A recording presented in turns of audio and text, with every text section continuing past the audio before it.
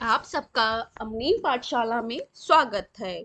आपकी अपनी हिंदी टीचर आज जो हम मुर्धैया पाठ है उसका पार्ट 2 लेकर प्रस्तुत हुए हैं। पार्ट 1 में हमने पढ़ लिया है, ये डॉक्टर तुलसी राम द्वारा रचित आत्मकथा है मुर्दैया। इन्होंने अपने आत्मकथा के बारे में लिखा है, पूरे जीवन के बारे में इस कथा में आत्मकथा के बारे में बताया गया है।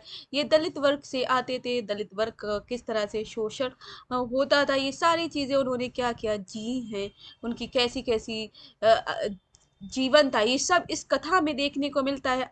हमने पार्ट 1 में जो पहला अंक था उसमें भूति परिवार की पृष्ठभूमि जानी थी। उसमें जाना था कि पहला वर्ग लेखक के परिवार की स्त्री पात्रों का है, जिसमें लेखक की दादी माँ चाची बुआ आदि शामिल है। लेखक ने अपनी दादी का जिक्र एक नायिका की तरह किया है, किस तरह वो नायिका के रूप में आती है। लेखक की दादी त्यागता और समझदारी की मूर्ति थी और लेखक को बहुत ज्यादा प्यार करती थी, तुलसीराम को बहुत ज्यादा प्यार करती थी। दादी बालक तुलसीराम को दलित द्वारा मरे जानवर का मांस खाना उसके सूंघने के तरीके भी बताती थी। दादी घर में अनेक कहानियां छुपी हुई थी, दादी के पेट के अंदर भूत कहानियां छुपी हुई थी, जिसमें से वे भूत चुड़ैल नागिन अंग्रेजी राज के ब्राह्मण के दमन आदि की कहानियां शामिल है। अब तुलसीराम जी की चेचक निकली तो दादी माँ ने सबसे ज्यादा दादी माँ ही रोई थी। बालक तुलसीराम की जान तो बच गई पर आँख चली गई थी, वो अंधे हो गए थे, इसलिए उन्हें काना भी लोग कहने लगे थे और चेहरे पर दाग भी पड़ गए थे। दादी की हार्दिक इच्छा थी कि लेखक खूब पढ़े लिखे। दादी चाहती थी कि वह हमारा जो लेखक है तुलसीराम है, डॉक्टर तुलसीराम है, वो बहुत ज्यादा पढ़े लिखे। ये हमने पार्ट 1 में जाना था, ये सारी चीजें बहुत डीपली से इन सबको पढ़ा हुआ है। आज हमारा पार्ट 2 मुर्धैया तथा स्कूली जीवन से इनका स्कूल में प्रवेश होता है, ये जानेंगे।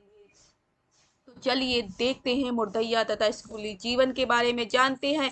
ये हमारे नेट जेआरएफ की परीक्षा के लिए यूनिट 10 है और हम मुर्दैया को पढ़ रहे हैं। इस तरह से हमारी कहानियों की भी प्लेलिस्ट लगी हुई है नेट जेआरएफ की यूनिट 7 की, वो पूरी कंप्लीट हो चुकी है। वो बच्चे जाके वहां से देख सकते हैं कि हमारी हिंदी साहित्य के इतिहास की प्लेलिस्ट चल रही है नेट जेआरएफ के लिए, महत्वपूर्ण है, वो बच्चे देख सकते हैं। उसके भी काफी पार्ट 17 से 18 पार्ट हमारे आ चुके हैं, आप वहां जाकर वो देख सकते हैं।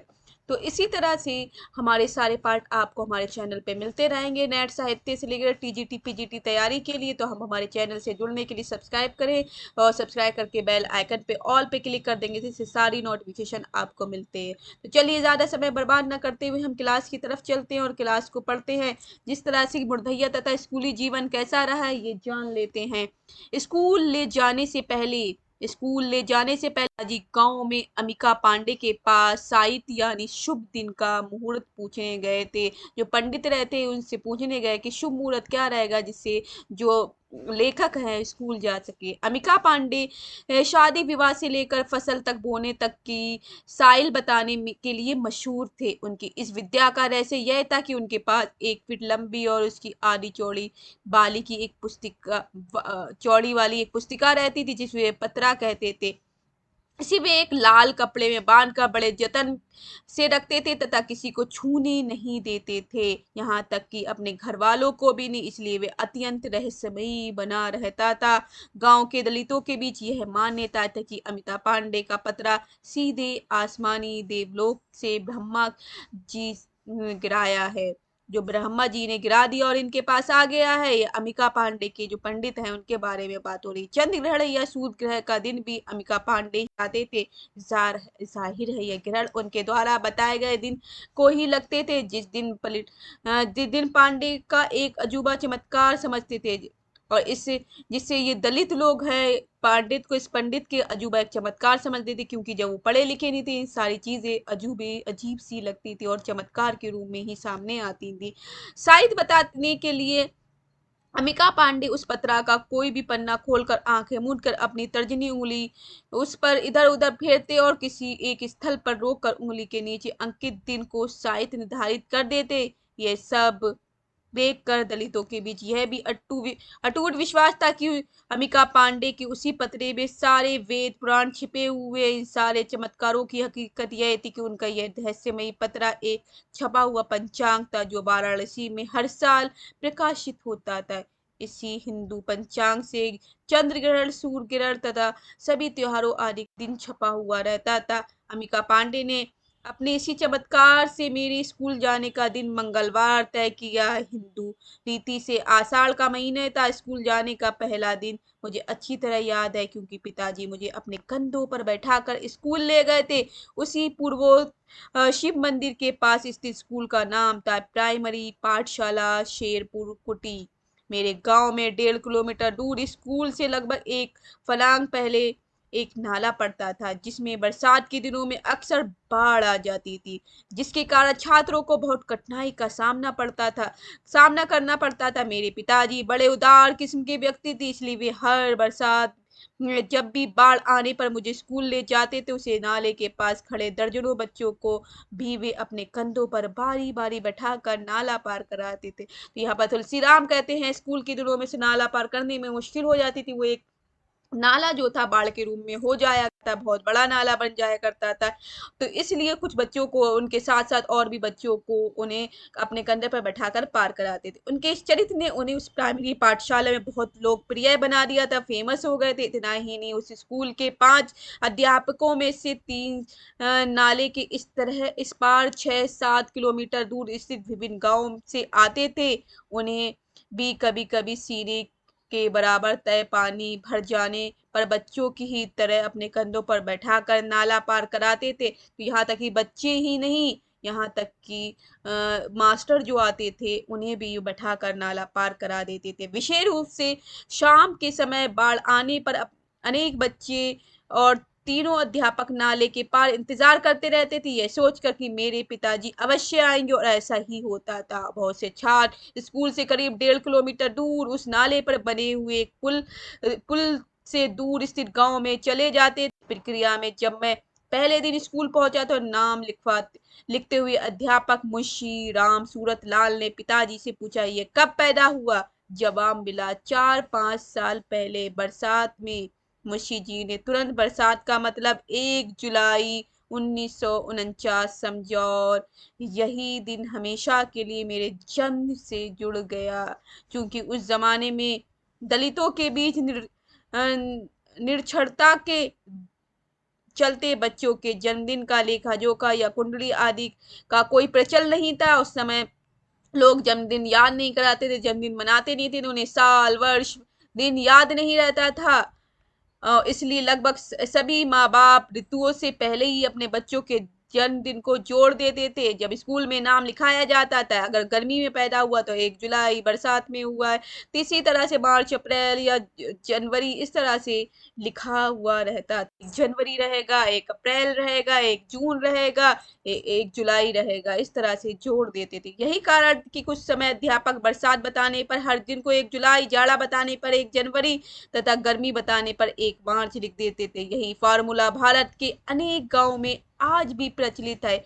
परिणाम स्वरूप नौकरी पेशे वाले अधिकार दिलाने दलित अधिकतर दलित इन्हीं तारीखों पर रिटायर होते थे, क्योंकि किसी को डेट पता ही नहीं थी। तो 1 मार्च को ज्यादातर दलित रिटायर हो रहा है, 1 जनवरी को हो रहा है, एक जनवरी को हो रहा है, 1 मार्च को हो रहा है, 1 जुलाई को, इन्हीं तारीखों पर रिटायर हो जाते थे। उन दिनों स्कूल खुलने के पहले ही दिन सारे नए बच्चों के नाम लिखे जाने का प्रचलन था।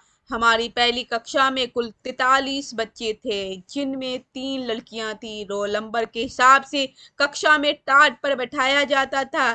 पहली पंक्ति रोल नंबर 1 से शुरू होकर 13 पर समाप्त हो। शेष 2 पंक्तियों में इस क्रम में 15-15 बच्चे बैठते थे। मेरा नाम और स्थान पहली कतार में रोल नंबर 5 के साथ होता था, और 13वें बच्चे पर मेरे अलावा चिखुरी, रमजू, बाबूराम, यदुनाथ, मुल्कू, रामकेर, दलसिंगार, जगन, रामनाथ, बिरजू, बाबूलाल तथा मेवा थे। शीघ्र इस तरह की रहस्य उजागर हो गया। हम सभी दलित थे। मुंशी जी की उपस्थिति में हमें कोई अन्य बच्चा नहीं छूता था, कोई भी अन्य बच्चा नहीं, क्योंकि हम दलित वर्ग से आते थे। ऐसे ही वातावरण में शुरू हुई मेरी शिक्षा। पहले दिन कक्षा में मुंशी जी ने सिखाया कि जब हाजिरी के लिए नाम पुकारा जाए तो उठकर खड़ा हो जाना और बोलना कि उपस्थित मुंशी जी की मैं उपस्थित हूँ, प्रेजेंट हूँ। इसके बाद दूसरा पाठ पढ़ाया गया कि पेशाब लगने पर खड़ा होकर दाएं हाथ की सबसे छोटी उंगली दिखाना, सीधे हाथ की उंगली सबसे छोटी। शुरू शुरू में अधिकतर बच्चे उपस्थित शब्द का उच्चारण नहीं कर पाते थे, जिस पर मुंशी जी अविलंबित गालियों की बौछार कर देते थे, गालियां देने लगते थे, विशेषकर दलित बच्चों को। वे चमरकिट कहकर अपना गुस्सा प्रकट करते थे कि चमरकिट है। वे छोटी छोटी गलती पर बच्चों से ही अरहर के बड़े बड़े डंठल तुड़वा कर मंगवाते और उसी तरह उनकी हथेली पर जोर जोर से मारते थे, एक डंडी से मारते थे, अरहर की जो डंडी रहती थी अरहर की दाल की, उससे मारते थे।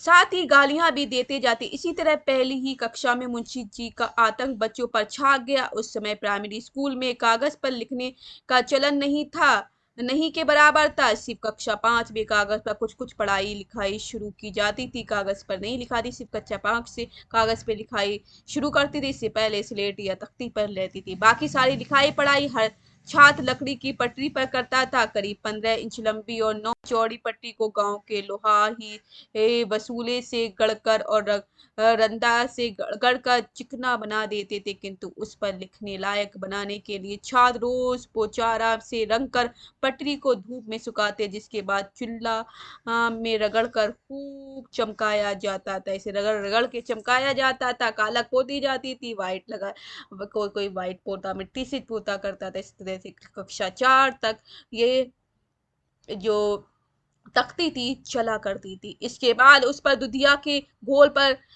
से नरकट की बनी कलम के द्वारा लिखा जाता था, तो कलम के द्वारा उस पे लिखा जाता था। काला पोचारा बनाने की विधि बड़ी विचित्र होती। हर छात्र द्वारा अपने घर मिट्टी के तेल से जलने वाली डिबरी की लौ के ऊपर एक परत परई अर्थात मिट्टी का बना छिछला कटोरा उठे उड़ेगा या दिया जो छिछला कटोरा का दिया जाता था, जिस पर करीब 1 घंटा बाद ढेर सारा गुल जम जाता था। इस गुल को मिट्टी से ही बनी एक घड़िया में घोल दिया जाता, जिसमें पोचारा कहते थे। एक बड़ी शीशी को चूल्हा कहते थे, जिसमें पोचारा लगाने के बाद पट्टी को चूल्हा जाता था। इस गिनती सीखने के लिए हर छात्र को अपने घर से पटसन के सूखे सफेद डंठल के 1 1 फीट लंबा तोड़कर उसके लाल पीले हरे और नीले रंग में अलग अलग रंग कर स्कूल ले जाना पड़ता था। इन डंठलों को लग्गा या संठा कहा जाता था। लेखन पठन सामग्री के रूप में पहली कक्षा में मेरे पास यही सामान, यानी एक लकड़ी की पटरी, एक खरिया दुधिया का घोल, एक नरकट की कलम, एक भरू की पोचारा और एक चूल्हा और रंग बिरंगे लग्गे थे, किंतु कोई किताब नहीं थी। इन्हीं सामानों के साथ शुरू ही मेरी चिट्ठी पढ़ने लायक क्षमता प्राप्त करने वाली युगांतकारी शिक्षा की मैं कम से कम इतना चिट्ठी पढ़ने लायक एक बालक बन सकूं, एक इंसान पढ़ सकूं, लेकिन ये बन जाते हैं डॉक्टर राम कुमार वर्मा। आगे चल के बड़े बहुत बड़े इंसान बन जाते हैं। जैसे भी शामपट पर अक्षर लिखते, ब्लैक बोर्ड पर अक्षर लिखते और सभी बच्चे को पटरी पर वैसा ही लिखने को कहते। शुरू शुरू में डर के मारे नरकट पकड़ने के हाथ कांपने लगता और लिखने के लिए हर कोशिश असफल हो जाती थी, और ऊपर से मुंशी जी की चमरकिट वाली गाली इतना भय पैदा कर देती कि अंतत गोदवा में मैं स्कूल जाने के नाम पर रोने चिल्लाने लगता था। पिताजी मुझे ऐसे अफसरों पर पीटते हुए स्कूल ले जाते थे, मारते हुए पीटते हुए ले जाते थे, और साथ यह भी कहते जाते, स्कूलों ना जाइबा ना चिट्ठिया के पढ़ी। इतना तो स्कूल नहीं जाएगा तो चिट्ठिया कैसे पढ़ी जाएगी, तो स्कूल जाने जाएगा तभी तो चिट्ठी पढ़ पाएगा। किंतु मेरा मन पढ़ाई में बिल्कुल नहीं लगता, इसलिए कि अन्य बच्चों की अपेक्षा मैं काफी देर से का खा ग घ लिखना सीख पाया। वह भी साथ पढ़ने वाले एक छात्र संकटा सिंह की सहायता से। संकटा सिंह मेरे गांव के पूरब में करीब 3 किलोमीटर स्थित बारी गांव के एक बड़े क्षत्रिय जमींदार के बेटे थे। उनकी उम्र भी मेरे ही बराबर करीब 5 7 की थी, किंतु वे बहुत ही समझदार और दयालु स्वभाव के थे। वे बहुत जल्दी लिखना सीख गए थे। उस समय स्कूलों में भी छुआछूत का प्रचलन बहुत ज्यादा था, और सवर जो अच्छे वर्ग के छात्र प्रायः दलित छात्रों से नहीं मिलते जुलते थे, अलग अलग बैठते थे, बात नहीं करते थे। किंतु संकटा सिंह अपवाद थे, इसके अपवाद थे, वो हमसे, हम दलितों से बात करते थे, वो क्षत्रिय वर्ग से आते थे, वे हमेशा मुझे घुल मिल कर रहते मुझसे घुल मिल कर रहते थे। उन्होंने ही मुझे एक तरह के से मजबूर करके लिखना सिखाया था। मेरे लिए कक्षा में एक में संकटा सिंह मुंशी जी से कहीं ज्यादा सफल शिक्षक सिद्ध हुए, क्योंकि कि मुंशी जी ने तो सिखाया नहीं, लेकिन मेरे जो सहपाठी संकटा सिंह है, उन्होंने शिक्षक के रूप में मुझे सिखा दिया। वो मेरे सहपाठी रहे हैं। संकटा सिंह नाम है, वे बड़े अधिकार के साथ मुझसे बार बार लिखवाने की कसरत कराते। पटरी पर लिखते लिखते जब दुधिया का घोल समाप्त होने लगता तो हम उसमें थोड़ा पानी मिला देते, जिससे पतली हो जाती, इसलिए अक्षर साफ नहीं बन पाते। संकटा सिंह ने इस पतली दुधिया को गाढ़ा बनाने के लिए कविता शैली में एक मंत्र सिखाया, जिसमें वे मेरे साथ गाते गाते यह मंत्र था: ताले के पानी पताले जो शेर भर दुधिया मोड़े ओ आजा। संकटा सिंह के सिखाने के अनुसार हम इस तथा कथित मंत्र को गाते और अपने हाथ की दूसरे बच्चे के पास बाली दुधिया को घड़िया का तरफ फैलाकर हवा में ही अंजलि बनाकर अपनी घड़िया की तरफ वापस लाते। यह प्रक्रिया बार दोहराई जाती और पूरा विश्वास हो जाता है कि अपनी दुधिया गाढ़ी हो चुकी होगी। यह मंत्र शीघ्र ही सभी बच्चे सीख गए। कभी कभी कभी कुछ बच्चे आपस में इस बात पर खूब झगड़ जाते कि उसकी दुधिया मंत्र द्वारा दूसरे ने चुरा ली है। बीच बीच में कुछ बच्चे मंत्र द्वारा दुधिया चोरी की शिकायत मुंशी जी से भी कर देते। फिर मुंशी जी की वही गालियां वाला स्वभाव तुरंत विस्फोटित हो जाता। चाहे जो भी हो, दुधिया गाढ़ा करने वाला मंत्र बच्चों के लिए एक अत्यंत मनोरंजक खेल था, क्योंकि दुधिया गाढ़ी करने का ये मंत्र हर बार बोला जाता है। उन्हें लगता था कि हमारी दुधिया जो है, जो लिखने वाली खड़िया जो रहती है स्लेट पे तख्ती पे, वो गाढ़ी हो गई। इसी मंत्र को गाते गाते हम कक्षा में से दो एक में से दो में पहुंचे। कक्षा दो में मंत्र जाने के लिए मुंशी जी ने हर बच्चे को 2 रुपया पास कराई, यानी पास कराने का घूस लिया था कि 2 रुपए दोगे तभी तुम आगे दूसरी कक्षा में पहुंचो। यह 2 रुपया मुझे बड़ी मुश्किल से घर से प्राप्त है।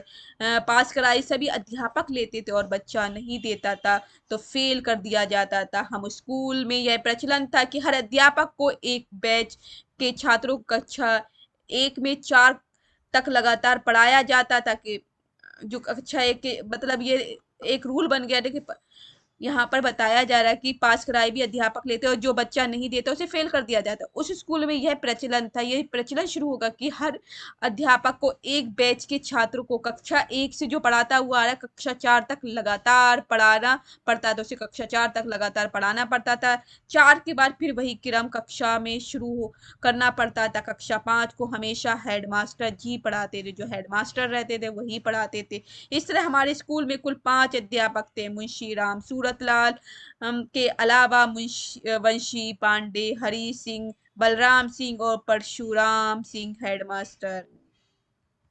ये सारी बता रहे हैं। एक बार कक्षा 3 में मेरे घर वालों ने 2 रुपया पास कराई देने से मना कर दिया। परामर्श मुंशी ने मुझे फेल कर दिया। खबर बाबू साहब बलराम सिंह को जब मालूम हुई तो उन्होंने मुंशी जी को बहुत डांटा। उसका एकमात्र कारण यह था कि मैं कक्षा 3 में पहुंचते पहुंचते स्कूल का सबसे तेज विद्यार्थी बन चुका था। विशेष रूप से गणित में मुझे बहुत रुचि थी।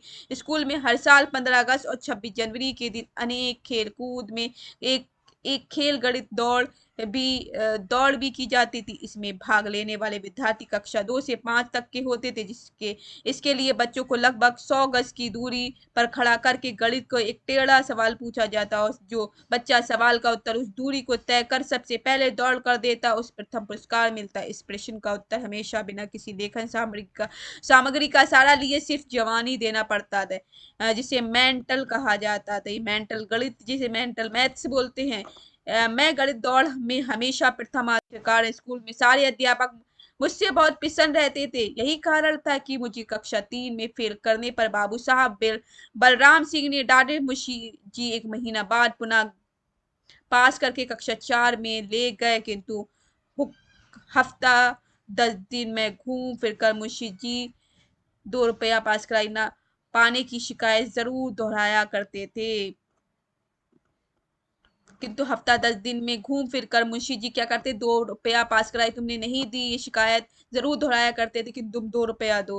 हकीकत यह थी कि उन दिनों मेरी जैसी परिस्थितियां वाले बच्चों के लिए 2 रुपया जुटाना एक बड़ा संघर्ष था। मेरे घर वाले बड़ी नफरत के साथ कहते थे कि यदि पैसा ही देकर पास होना होता तो इसे पढ़ाने में क्या फायदा। वे समझते थे कि पढ़ने में कमजोर हूँ, इसलिए इम्तिहान में फेल हो जाता हूँ, जिसके कारण पास कराई देना पड़ता है। वह ये मानने के लिए तैयार नहीं थी कि पास कराई एक प्रकार का घूस जो हर किसी को देना पड़ता था, जिसका खराब पढ़ाई में कुछ भी लेना देना नहीं। जो कोई अच्छा है या खराब है, इंटेलिजेंट है या इंटेलिजेंट नहीं है, सबको ही देना पड़ता है। एक प्रकार का वो घूस लिया जाता था। यद्यपि उन दिनों भी सरकार ने दलितों की फीस माफ कर दी थी, फिर भी हर महीने 2 पैसा हमें चुकाना ही पड़ता था। अन्य सभी सर्वर छात्रों की फीस प्रतिमाह 54 थी, मीस 25 पैसे थी। और उस समय भारत में वर्तमान मुद्राओं का प्रचलन नहीं हुआ था। रुपया आना तथा पैसा चलता था, पैसे चलते थे।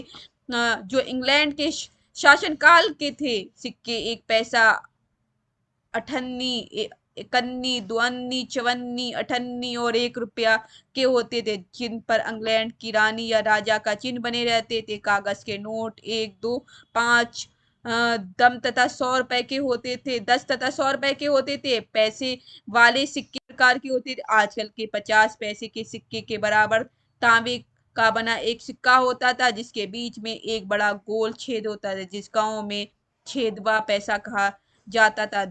तथा दूसरा 1 पैसा वाला सिक्का आज के रुपए वाले 1.5 सिक्के के बराबर तांबे का ही बना छेद वाला होता था, जिसे डब्बल कहा जाता था। छेदवा पैसों को करधनी में गूंथ कर जमजात शिशुओं को कमरे में पहनाना दलितों की बड़ी के बीच बड़ा शुभ माना जाता था। इसी शुभ प्रक्रिया में चवन्नियों के एक सिरे में सोनार द्वारा हुक लगवाकर धागे की बनी मोटी रस्सी में गूंथ कर जंतर बनाकर बच्चों को गले में पहनाया जाता था। अधन्नी, इकन्नी तथा दुअन्नी वाले सिक्के गिलट तथा अन्य चांदी के बने होते थे। 1 रुपया वाला चांदी का सिक्का आज के रुपए वाले सिक्के से काफी बड़ा तथा मोटा वजनी होता था, जिस पर रानी विक्टोरिया का चिन्ह था।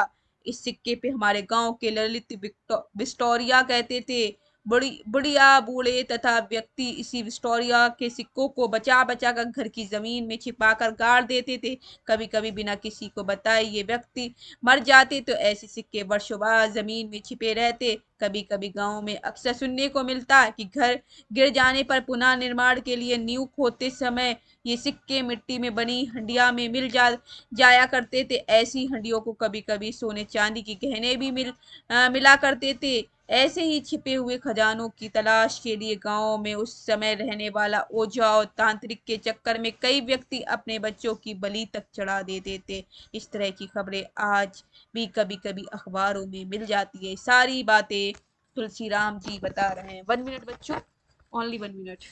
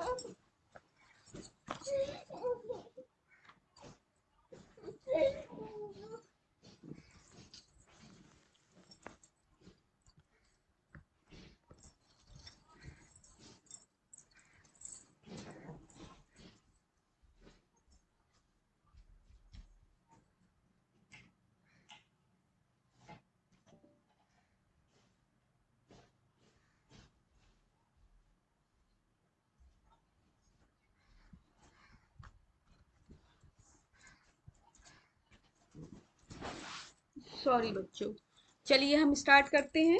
यस, सॉरी सॉरी बच्चों, थोड़ा थोड़ा बड़ा कर देती हूँ जिससे आपको ये दिखाई दे। हम्म। अब यहाँ तक हमने पढ़ लिया था, अब आगे पढ़ते हैं। मेरी बुढ़िया दादी के पास उक्त विक्टोरिया वाले 37 सिक्के न जाने कितने वर्षों से पड़े हुए, 37 सिक्कों के बारे में बात करते हैं। दादी सिर्फ मुझे इनका रहस्य बताती थी, वे मेरे कान में धीरे धीरे उनके उनके बारे में कहती कि इन विक्टोरिया को वही भूत द्वारा मारे गए दादाजी एक एक करके छिपाने के लिए दिया करते थे। दादी जी दादी यह भी बताती कि वह सब रंग जो अंग्रेजों के जमाने की बात है। यह 37 विक्टोरिया की दादी घड़े की आकृति वाले मिट्टी के बने छोटे से पात्र, जिसे भरूकी कहा जाता था, में रखती थी। इस भरूकी को वह बहुत दिनों तक घर के कोने में गड्ढा खोदकर छिपाए थी। मैं जब तीसरी कक्षा में पढ़ रहा था, यानी सन 1957 में, तो दादी एक बार बीमार पड़ी। उसे बड़ा तेज बुखार था, जिसे वह जरहंस की बीमारी कहती थी। वह एक खुरपी लेकर जमीन खोदने लगी और मुझे दरवाजे पर खड़ा करके बाहर से किसी को आने के बारे में तुरंत बताने को कहा, ताकि खुदाई करते समय कोई और न देख सके। अंतोदगवा विक्टोरिया से भरी वह छोटी सी भरूकी मिल ही गई। उसने चुपके से मुझे गिनने के लिए कहा। उसने फटे पुराने कपड़ों में हाथ से सिलकर बनाए बिस्तर, जिसे लेवा कहा जाता, पर उन विक्टोरिया को एक एक करके एक जगह पर रख दिया, तथा वह मुझे एक एक आने पाए तथा वह मुझे एक एक करके देती रही और मैं गिनता रहा। वह तुरंत अगली संख्या आने से पहले हर सिक्के को मेरे हाथ पर लेकर उस भरूकी में इतना इतना धीरे में रखती ताकि उसकी खनक की आवाज न आने पाए। इस प्रक्रिया में 37 की गिनती पूरी हुई। दादी 37 की संख्या को समझने में पूर्ण रूप से असमर्थ थी। उसे देर तक कुछ भी समझ में नहीं आया। वह बिल्कुल हैरान थी। दादी गिनती के नाम पर 1 से 10 तक अच्छी तरह जानती थी। इसके बाद वह सीधे 20, 30, 40, 50 और 100 समझ पाती थी। उन्हें गिनने का उसका तरीका बड़ा रोचक था। वह 10 को 10, 5, 20 को 2, 10, 40 को 2, 20, 50 को 2, 20, 50 को 2, 20 और 1, 10 तथा 100 को 2, 50 कहती थी, किंतु 37 उनकी समझ के बिल्कुल बाहर था। वह बड़ी मुश्किल से, जब मैंने यह बताया कि 2, 20 में 3 कम, तथा वह जाकर दादी को 37 की गुत्थी समझ में आई। वह उस भरूकी को एक पुराने चिट्ठड़े में बांधकर उसी अपने लेवा के नीचे सिर के पास रखकर हमेशा सोती थी। वह मुझसे लगभग रोज ही कहती रहती थी कि पहले वह भरूकी मुझे दे देगी। इसलिए उसने मुझको चमरिया माई को कसम खिलाकर कहा था कि किसी को बताना नहीं। वह दिन प्रतिदिन एक बार अवश्य ही उस विक्टोरिया को मुझे फिर से उसी पुरानी प्रक्रिया द्वारा गिनने को देती और अंत में कहती कि 2, 20 से 3 कम और होना। मेरे हाथ कहते पर उसे अत्यंत तृप्ति महसूस होती थी और फिर एक बार बोल पड़ती, किसी को बताना नहीं। दादी के इस अटूट प्यार और विश्वास ने मुझे बेहद भावुक बना दिया था, इमोशनल बना दिया था, कि वह जब भी बीमार पड़ती मैं चिंताग्रस्त हो जाता। वह हरदम गांव की देवी चमरिया माई के धार पुजोरा की मनौतियां मानती और घी में अग्यारी करती और वहां ही बैठकर अक्सर मन ही मन मनाता रहता कि चमरिया माई, मैं भले ही मर जाऊं किंतु दादी न मरे। दादी की संभावित मृत्यु कल्पना मास से ही एकदम उदास हो जाता था, क्योंकि तुलसी राम जो है उदास हो जाते थे बचपन में, और ऐसे समय में उनका दम तो उसका घूंट मूंट मुझे बहुत याद आता। घूंट मूंटू छोटे बच्चों को बहलाने का एक खेल होता था, जिसके तहत दादी लेटकर अपने 2 घुटनों को मोड़कर मुझे बैठा लेती और झूले की तरह आगे पीछे झुलाती, एक छोटी सी काव्यमय कहानी गाती। इस कहानी को इस प्रकार थी। राजा रानी आवेली, पोखरा खना वैली, पोखरा के तीरे तीरे इमली लगा बैली, इमली के खोदड़ा में 32 अंडा, रामचंद फटकारे डंडा, डंडा गयल रेत में, मछली के पेट में, कौआ कहे काव काव, बिलर कहे झपटे, ओ लगड़ी के के टांग धई के रहरी में पटको रहरी में पटको। यह कहानी खत्म होते ही दादी जी जोर जोर से जला लला लला लला लला पला कहते हुए पैरों पर उठाए मुझे ऊपर हवा में उछाल दे। इस घूट घूट के कथा खेल में छोटे छोटे बच्चों का बहुत मनोरंजन होता था। इसे बहुत बच्चों ने खेला होगा, बहुत बच्चे जो रहे हैं इस तरह के खेल में, मगर कहानियां सबकी अलग अलग रहती है, लेकिन दादी नानी इसी तरह से लोगों को खिलाती रही है। जरूरी नहीं सेम कहानी मिले, हर जगह आपको अलग अलग कहानी मिलेगी। तो इस तरह से लोग बच्चों को इसी तरह से आज भी कुछ लोग खिलाते हैं। इसी तरह रोते हुए छोटे बच्चों को चुप कराने के लिए एक अन्य अति लघु कथा कही जाती जो इस प्रकार थी। कड़ा कड़ा कौआ नेपाल का बेटौआ, नेपाल गईले डिल्ले उठाई के लीले पिल्ली, खेलावा खेलावा हो कौआ। दादी इसे भी मुझे सुनाया करती थी। और उसने ऐसा ही एक और खेल मुझे सिखाया था जिसे अक्का बक्का कहते थे। इस खेल में दो या दो से ज्यादा बच्चे गोलाकार रूप में बैठते और अपने दोनों हाथों को सभी उंगलियों को नीचे की तरफ खड़ा कर जमीन पर रख देते। कोई एक बच्चा अपनी मुट्ठी बांध कर सिर्फ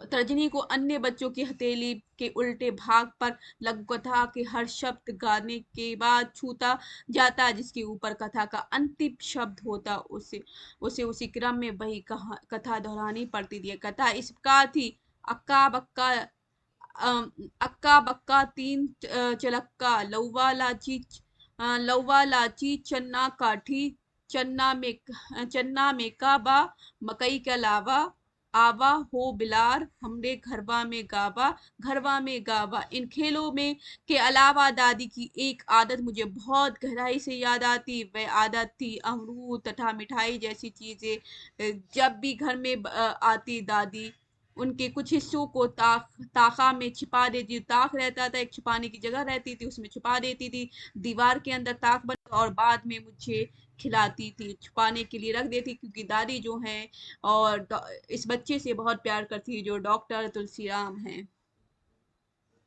आगे बताया जा रहा है इसी तरह इसी तरह जाड़े के दिनों में कौड़ा इसी तरह जाड़े के दिनों में कौड़ा तापते हुए या आलू तथा ताजा मटर की छिम्मी भुना करती थी तथा अन्य बड़े बच्चों से छिपाकर सिर्फ मुझे ही खाने को देती थी। भुने हुए जो चीजें थी सिर्फ इन्हें ही खाने को देती थी, आलू हो मटर हो कुछ भी जो भून रही है इन्हें खाने को दे देती थी। इधर उधर धीरे इधर इधर धीरे धीरे दादी तेज बुखार के कारण मरला सन स्थिति में हो गई। वे घर में लोग विचार करने लगे कि कफन आदि की तैयारी करनी चाहिए। इसी बीच गांव में एक हिंगू हरा आई, यानी हींग बेचने वाला जो आया है हींगने वाला आया। उस हिंगवारे की विशेषता यह थी कि वह दूर तक फैले अनगिनत गांवों में साल भर में सिर्फ एक बार जाता था और आवश्यकता अनुसार किसी को भी हींग देकर उसका नाम पता अत्यंत पुरानी बही में लिख लेता था, फिर बिना शुल्क लिए वह वापस लौट जाता। इसके साल भर बाद उसी महीने के किसी दिन उस गांव में पुनः वापस आता और अपने पुराने ग्राहक के घर के सामने खड़ा होकर गाते हुए पैसा मांगता। पैसा मांगने का यह तरीका बड़ा आकर्षक होता। मान लीजिए कि यह जगड़ू नामक ग्राहक को साल भर पहले हींग देकर गया था, तो उसके घर के सामने इस तरह गाता, हे जगड़ू के माई काम धाम बंद करा हींग पैसा खर्रा कर। यह शैली वह हर किसी के घर के सामने दोहराता। संयोग बस इसी शैली में गाते हुए हमारे घर के सामने पहुंचा। उस हिंगुहारे की आवाज दादी के कानों में पड़ी। दादी धीमी आवाज में घर वालों को उसका पैसा देने के लिए कहकर चुप हो गई। बीच वाले मुन्नर चाचा घर के मालिक होते थे, उन्होंने उसे पैसा दिया। उस हिंगुहारे ने उत्सुकतावश दादी के बारे में पूछा कि वह कहाँ है, क्योंकि हर बार वही पैसा देती। अब उसे पता चला कि दादी बीमार है, तो वह उसे देखने गया। उस हिंगुआरे ने मुन्नर चाचा से कहा कि दादी को तुरंत अस्पताल ले जाया जाए, अन्यथा मर जाएगी। उसे उस समय हमारे गांव से करीब 7 किलोमीटर दूर बरहलगंज नामक छोटे से बाजार के पास एक 2 कमरे वाला छोटा सा अस्पताल था, जिसमें मात्र एक आधुनिक डॉक्टर होता था। यह डॉक्टर उस पूरे क्षेत्र में अंग्रेजी डॉक्टर के रूप में प्रसिद्ध था। यह पहला अवसर था कि हमारे घर वाले अंधविश्वास से ऊपर उठकर उस हिंगवारे की सलाह मान लिए और दादी अस्पताल पहुंच गई। एक ढीली चारपाई, जिसे झिलंगा कहते थे, दोनों हिस्सों से मोटी डोर बांध कर उसे एक मोटे बांस की काड़ी में लपेट कर डोली की तरह बना लिया गया, जिसमें दादी को लिटाकर आगे पीछे 2 आदमी पालकी की तरह ढोलते हुए अस्पताल ले गए। डॉक्टर ने दादी को मोटी सुई लगाकर पीने के लिए शीशे के बड़े घड़े से निकालकर एक बड़ी शीशी में लाल घोल दिया, तथा माथे को कुछ खुली हुई सफेद टिकिया दादी को उसी झिलंगे पर तुरंत घर वापस लाया गया और वही 3-4 दिन बाद ठीक होने लगी। उस समय मैं बहुत प्रसन्न हुआ। दादी मरने से बच गई और विक्टोरिया से भरे उस बरूकी को उसने कुछ दिन बाद पुनः जमीन में गाड़ दिया। बरूकी का गाड़ना शायद दादी के लिए नए सिरे से जीने का एक पुनरुद्धार था। वह हिंगुहारा गांव की याद आने पर आज भी मुझे बहुत याद आता। उसका नाम और पता कभी किसी को मालूम नहीं था। वह पूछने पर किसी को बताता भी नहीं था। वह धोती कुर्ता पहनता था और सिर पर गांधी टोपी लगाता था, थोड़ा टेढ़ा करके। उसकी बड़ी तोंद भी थी, इसलिए टोपी खूब जमती थी। वह देखने में पुराने कांग्रेसी नेता सीताराम केसरी के बड़े भाई जैसा लगता था। गांव के बच्चे पूरे साल शाम के समय किसी के घर के सामने उसे हिंगवारे के गाने वाले लहजे में हींग के पैसा खरकरा गाकर भागते हुए अपना खूब मनोरंजन करते थे। साल में जब भी एक बार वह गांव में आ जाता, दर्जनों बच्चे उसके साथ होकर घर घर जाते और उसे हींग का पैसा खर करा गाते सुनकर अति प्रसन्न होते थे, बहुत खुश होते थे। वह हाथ में सिली हुई छोटी बोरी नुमा टंगने वाली धोकरी कंधे पर लटकाए रहता। उसी में वह हींग तथा कुछ पुड़िया बांधने वाले कागज रखता था। वसूले गए पैसों को भी वह उसी ढोकरी में रखता था। उसकी यह जादू टोकरी ठीक वैसी ही होती जैसे कि नारंगी बजाकर भजन गाते गांव गांव भीख मांगने वाले गेरुआधारी जोगियों की होती थी। ऐसे ही एक जोगी हमारे गांव में साल भर में सिर्फ एक बार आता था। वह भीख लेने से पहले एक बड़ी सुरीली आवाज में गाया करता था, सारंगी बजाते हुए पूरे गांव की चारों तरफ से फेरी लेता, फिर बारी बारी से भीख स्वीकार करता था। यह जोगी भी उसी हिंगुआरे की तरह बहुत लोकप्रिय था। एक जोगी हमारे गांव में भी रहते थे। जाति से वे नोनिया थे, वे गिरदावरी नहीं थे और ना ही भीख मांगते थे। उन्हें लोग राशन आदि पहुंचा देते थे। वे एक सफेद धोती या लुंगी कमर में लपेटकर दोनों खूंटों को आर पार करके गर्दन के ऊपर बांध लेते। इसके अलावा वे कुछ और नहीं पहनते थे। इनकी लंबी लंबी दाढ़ी तथा सिर पर बड़े बड़े बाल थे। हाथ में वे हमेशा पानी से भरी एक तुमड़ी रखते थे। तुमड़ी की लौकी की जगनुमा टंगने वाली बनी होती थी, जिसमें साधुओं का पात्र कहा जाता था। वे हमारे गांव के बाहर उत्तर दिशा के घने जंगल में झोपड़ी बनाकर रहते थे। उनके हाथ में एक लोहे का बड़ा चिमटा भी रहता था। किसी देवता के पुजारी थे। यह किसी को मालूम नहीं था। घने जंगल के सुनसान में अकेले रहते हुए उनका पकड़ों जैसा अत्यंत निर्भीक जीवन था। अन्य लोग सिर्फ जोगी बाबा के रूप में जानते थे, किंतु उनका असली नाम रामजीत था। गांव के लोग अंदाजा लगाकर कहते कि जोगी बाबा भूत पूजक थे। वे हमारे दलित बस्ती में हफ्ते में सिर्फ एक बार आते थे और किसी पेड़ के नीचे खड़े हो जाते थे। उनके सबसे बड़ी एक अति रोचक विशेषता यह थी कि उनके सामने जिस जिस जिस किसी भी व्यक्ति के मुंह पे जो भी पहला शब्द निकलता था, वह उसी शब्द से 3 सतर वाली कविता तत्काल बनाकर एक विचित्र स्वर में शैली में गाने लगते। जैसे किसी के मुंह से निकल गया जोगी बाबा, वे तुरंत गाने लगे, जैसन कहे बड़ा जोगी वैसन बढ़त बाड़े रोगी, बड़ा सहबा राम, बड़ा सत्सिया सहसबा राम। इसी तरह किसी के मुंह से निकल पड़ा, आंधी आ रही है, जोगी बाबा गाने लगे, जयमैन कहत बड़ा आंदा आंदी असैत मार गईले गांधी बड़ा सतसिया गहत सहबा राम बड़े सतसिया सहबा राम। किसी के मुंह से दवा शब्द निकला तो जोगी बाबा बोले, जैसत कहत थोड़ा बाड़ा दावा, जैसत चलत बाड़ी हवा, बड़ सत सही सहवा राम, बड़ सत सही सहवा राम। इसी तरह हर हरित जवाब के काव्य में एक अति मुश्किल कवि थे तथा हजारों के इस विधान में चमत्कार तत्काल पलटने की इसमें अद्भुत क्षमता थी। जोगी से बाबा की कभी गद्य में बात नहीं करते थे, शायद उन्हें जैसा सारी दुनिया में ना कोई हुआ और ना हुआ होगा।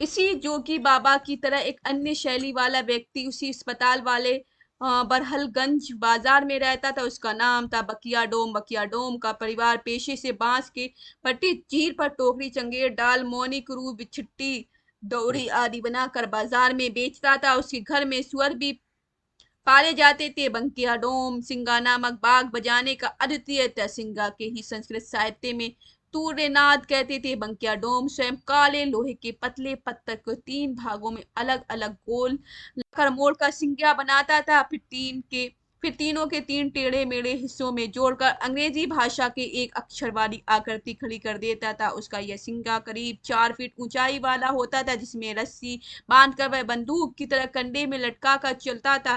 फरमाइश करते पर वह किसी जगह पर पहुंचकर जगह मुंह से फूंक कर बजाने लगता था। रात के सन्नाटे में उसकी उसके सिंगा की आवाज किसी गांव के आसपास की कई गांवों तक सुनाई देती थी। वह उस क्षेत्र में सैकड़ों गांव के मशहूर था तथा देखने में बिल्कुल करिया भुजंग लगता था। उसके कंधे पर टंगा हुआ सिंगा आधा बैठे बैठे खड़े फड़ फैलाए सांप की तरह लगता था। वह उस क्षेत्र में तमाम गांव के सभी प्रमुख लोगों को जानता था। अब भी किसी गांव में किसी व्यक्ति का यह विवाह या मृत्यु भोज जैसे अवसर आते, बंकिया डोम बिना किसी निमंत्रण के वहां अपना सिंगा बजा पहुंच जाता। उस समय ऐसा लगता था कि मानो वह युद्ध की तैयारी के लिए रणभेरी बजा रहा है। हकीकत भी यही थी।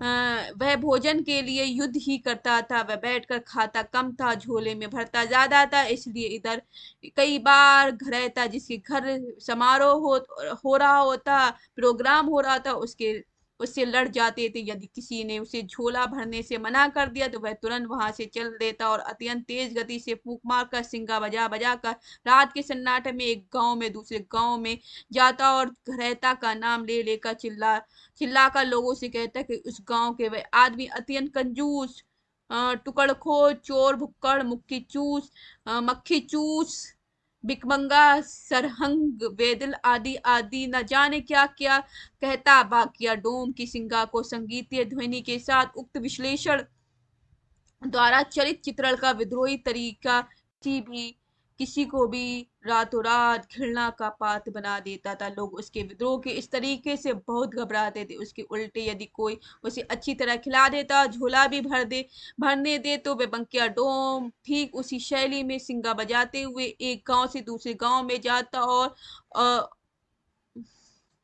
और अच्छे घरेता का नाम लेकर चिल्लाकर अमुक गांव के अमुक व्यक्ति ने खूब खिलाया। वह व्यक्ति बड़ा धनवान, दिलेर, दयालु, भला मानुष, राजा हरिश्चंद्र जैसा आदि आदि है। इस तरह इस रात भर के अंधेरे गांव को चक्कर लगा आता। उनका सिंघा की युद्धोन्मादी ध्वनि अक्सर सोए हुए वो को जगा देती थी। लोग अविलंब समझ जाने जाते कि बंकिया डोम का यह तो किसी ने भूखा रखा है या किसी ने खूब खिलाया है। मैं हमारे गांव वो भी अक्सर आया करता था, कभी खाने और कभी तारीफ करने या फिर किसी की धज्जियां उड़ा। मैंने बाकिया डोम जैसा तूड़ मची कहीं और नहीं देखा। इसी हिंगुहारा की तरह कई अन्य भी वैसे हमारे गांव में आते, जैसे पठारा जो शीशा कंगी सुई, डोरा, टिकुली तथा मीसी बेचने आता था। चूड़ीहारा जो चूड़ियां बेचता था, कपड़हारा जो कपड़े बेचने आता था। ये सभी कुछ ना कुछ अजीब स्वरों में गाते हुए घर घूमनी करते हुए अपना सामान बेचते थे। सभी का अपना अपना एक व्यापारिक संगीत था, यहाँ तक कि कभी कभी जादूगर आता, वह भी अपना डमरू बजाते हुए संगीतमय वार्ताओं में जादू का करतब दिखाता। अपने बंदर बंदरिया के साथ मदारी वाला भी वैसा ही करता। और जब कभी बाइस्कोप वाला आता तो वह गा गा सारी दुनिया ही दिखा देता था। और जब बाइस्कोप की अंतिम स्लाइड हावड़ा पुल दिखाता, जोर जोर से गाने लगता, मारे मारे गुंडन से नजरिया गोरिया हबड़ा फुलवा पर ठड़ी तो गांव के बच्चे झूम उठते। एक खास बात यह है कि सिर्फ कपड़हारा को छोड़कर पैसों के बदले अनाज देकर अन्य फेरी वाले से सामान खरीद लिया जाता था तथा जादू तमाशा या बाइस्कोप देख लिया जाता था। हमारी दलित बस्ती में बहुत गरीबी थी। पैसा देकर कुछ खरीदना बड़ा मुश्किल पैदा कर देता था, इसलिए सब कुछ अनाज देकर ही दिया जाता था। घर में डिबरी जलाने के लिए मिट्टी के तेल से लेकर जो केरोसिन का ऑयल होता है उसे लेकर मिर्च मसाला तक अनाज देकर ही खरीदा जाता है। परिणाम स्वरूप अधिकतर दलितों के घर खाद्यान्नों की चक्रीय कमी हमेशा प्रस्तुत रहती थी। खाद्यान्न जो अन्न था उसकी कमी रहती थी। खास करके बरसात के दिनों में भुखमरी की स्थिति पैदा हो जाती थी। शुरू शुरू में जब तेज बारिश की कट चुकी फसलों के वाले खेतों में पानी भर जाता तो उसके अंदर बिलबला कर रहने वाले हजारों चूहे डूबते हुए पानी की सतह पर ऊपर आ जाते। गांव के बच्चे तरतुल या खजूर के पत्तों से बनी झाड़ू लेकर उन चूहों को पर टूट पड़ते और उन्हें मार मार कर ढेर सारा घर ला घर लाते। मैं भी अन्य बच्चों के साथ टिन की बाल्टी तथा झाड़ू लेकर जाता और झाड़ू में चूहों को मार मार कर बाल्टी भर आने पर उन्हें घर लाता। इन्हीं चूहों से पहले घर की लोग रहटा यानी अरहर का डंडल जलाकर उस पर खूब सेकते। इस तरह चूहों के बाल बिल्कुल जल जाते। इसके बाद उन्हें साफ करके बोटी बोटी काट दिया जाता, फिर मसाला लगाकर उनका मांस पकाया जाता। इस तरह से ये लोग चूहों को भी खा लिया करते थे। दलित लोग ये बताया जा रहा है। उन्हें साफ करके बोटी बोटी काट लिया जाता, फिर मसाला डालकर उसके साफ 1 मिनट चूहों का जो भोजन था बहुत स्वादिष्ट लगता है। उन बरसाती कड़की के दिनों में इस प्रकार के चूहे अब तक उपलब्ध रहते। सभी दलित दाल सब्जी के बदले उन्हीं ही से गुजारा करते थे। बरसाती मछलियां भी उस गरीबी में बड़ी राहत पहुंचाती थी, किंतु वे कुछ देर से नदी तालों में उपलब्ध होती थी। जहां तक चूहों का सवाल है, वे जौ और गेहूं की बालियां अक्सर काट कर खेतों में ही अपनी गहरी गहरी बिलों में ढेर सारा जमा कर लेते थे। गांव के मेरे जैसे गांव के मेरे जैसे बच्चे उन बिलों को खोद कर उसमें बालियां निकाल लेते थे। एक एक बिल से 1 से लेकर 1 किलो तक अनाज निकल जाते थे। चूहों के बिल से निकली हुई बालियों को मुस्कैल कहा जाता है। इन्हें बेचकर हम लोग कौड़ियां खरीद कर चिंबी एक तरह का जुआ खेलते थे। इमली की चिया जो बीज भी खरीदते थे, इमली के चिये रहते थे, बीज रहते थे, उसे खरीदते थे जो जुआ काम आता था। बरसात में एक बड़ी समस्या यह उत्पन्न हो जाती कि लगातार पानी बरसाते रहने से सबकी झोपड़ियां या खपरेल के घरों को बड़ोड़ा यानी छज्जों में अनेक जगह पर पानी छूने लगता था। रात भर लोग एक पतेली या पतली पतेला इधर तो दूसरा उधर, कहीं लोटा किसी तरफ तो कोई थाली कहीं और रखकर टपकते हुए पानी को भर भर कर घरों से बाहर फेंकते रहते थे। प्रकृति की यह करतूत उस गरीबी में भिगो भिगो कर मारती थी। यह सब बड़ा बुरा था, उबाऊ लगता था। लोग दिन के समय अपने घरों के ऊपर चढ़कर कोई थपुबा इधर सरकाते तो कोई इधर से उधर। फिर भी टपकने की समस्या पूर्ण रूप से दूर करना बड़ी मुश्किल हो जाती थी। जाड़े के दिन खाने पीने के माले में धान की फसल तथा गन्ना तैयार होने से काफी कारी होते थे, किंतु रातें बड़ी कष्टदायी होती थी। हमारा संयुक्त परिवार बहुत बड़ा था, किंतु घर में एक भी रजाई या कंबल नहीं था। वैसे भी घर में कपड़ों की कमी हमेशा रहती थी। मेरे पिताजी पूरी धोती कभी नहीं पहनते थे। वे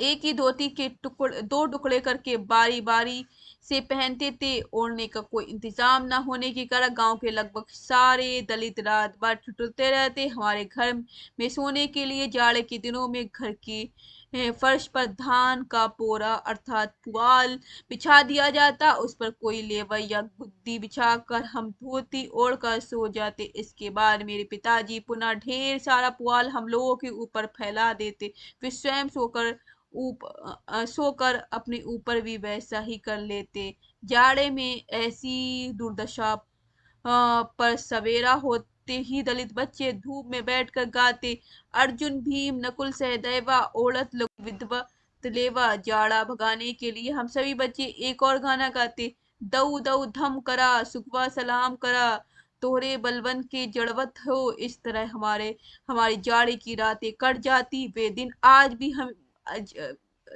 भी जब याद आते तो मुझे लगता है कि मुर्दोसा लेटे हुए हमारे नीच पुआल ऊपर भी पुआल और बीच में कफन ओढ़े हम सो नहीं रहे बल्कि रात भर अपनी चिताओं के जलने का इंतजार कर रहे हैं। चाहे जो भी हो, उन दारूण दिनों में उन ऐसे दिनों में भी ग्रामीण जीवन के हर अंग में व्याप संगीत या ध्वनि, चाहे वह उस हिंगवारे या पठारे या चूड़ीहारे की हो या फिर उन जोगी बाबाओं की सारंगी या तुकबंदियों की या कि उस टूर मची बाकी डोम के युद्धोन्मादी सिंधे की। इन सब के सहारे हंसते हुए दरिद्रता की धज्जियां उड़ाने में हमें बड़ी राहत की अनुभूति होती थी। इसी दौरान हमारे घर वालों की उस युगांतकारी मनोकामना से साकार होने के अवसर तब प्रस्तुत हुआ जब खाकी टोपी और वर्दी पहने घुंघरू में लिपटने वाली लाठी के जमीन पर पटकते हुए अंग्रेजों के जमाने वाला डाकिया चिरैया कोट थाने से विभिन्न गांवों के डाक लेकर हमारी दलित बस्ती में बड़े रुतबे के साथ दाखिल हुआ। उसे देखकर बच्चे अक्सर पुलिस समझकर डर के मारे घर में छिप जाते थे। उस दिन वह हमेशा की तरह जोर की हाँक लगाते हुए चिल्लाता, सुभागिन कौन है, चिट्ठी आई है। दलित बस्ती में चिट्ठी किसी की भी हो, वह हमेशा चौधरी के घर होने के नाते हमारे घर उन्हें रखकर चला जाता था। और मेरे वही अति गुस्सैल नग्गर चाचा ने उस चिट्ठी को सुभागिया के घर ले जाने के लिए पहले मुझसे कहा, तानी पढ़ के देख तेरे पढ़ी सकत होवे कि नहीं। यह घटना 1957 के जाड़ों की है, जब मैं तीसरी कक्षा में पढ़ रहा था। पोस्ट कार्ड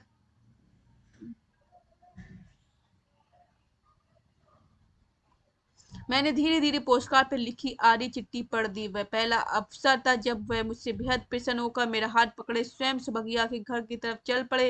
रास्ते में जो भी मिलता उसके वे बोल पड़ते, हई अब चिट्ठिया पढ़ी लेत हब। सुभगिया हमारी बस्ती में रहने वाले जलंधर नामक बूढ़े दलित की जवान बेटी थी। वह बड़ी सुंदर थी। कुछ माह पूर्व उसका गौना विश्राम नामक एक ऐसे युवक से हुआ था जो कलकत्ता के सियादल सियालदह स्टेशन के आसपास घोड़ों की तरह खींचने वाला ठेला रिक्शा खींचता था। इस ठेले में बंगाल में टाना रिक्शा कहते थे। बंगाल में क्या कहते थे? टाना रिक्शा कहते थे। वह इधर में उधर टाना रिक्शा में यात्रियों को बैठाकर दौड़ते हुए गंतव्य स्थल पर पहुंचाया करता था। विश्राम गांव के कुछ अन्य मजदूरों के साथ कलकत्ता के शाम बाजार नामक मोहल्ले में किराए की एक बाड़ी में रहते हुए जिसे वे लोग बासा भी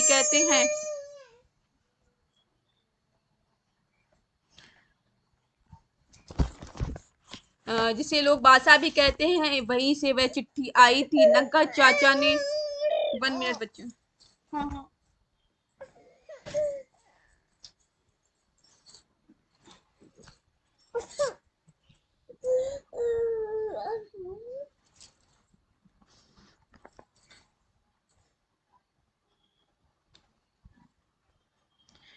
विश्राम गांव के कुछ अन्य मजदूरों के साथ कलकत्ता के शाम बाजार नामक मोहल्ले में किराए एक बाड़ी में रहते थे जिसे वे लोग बासा भी कहते थे।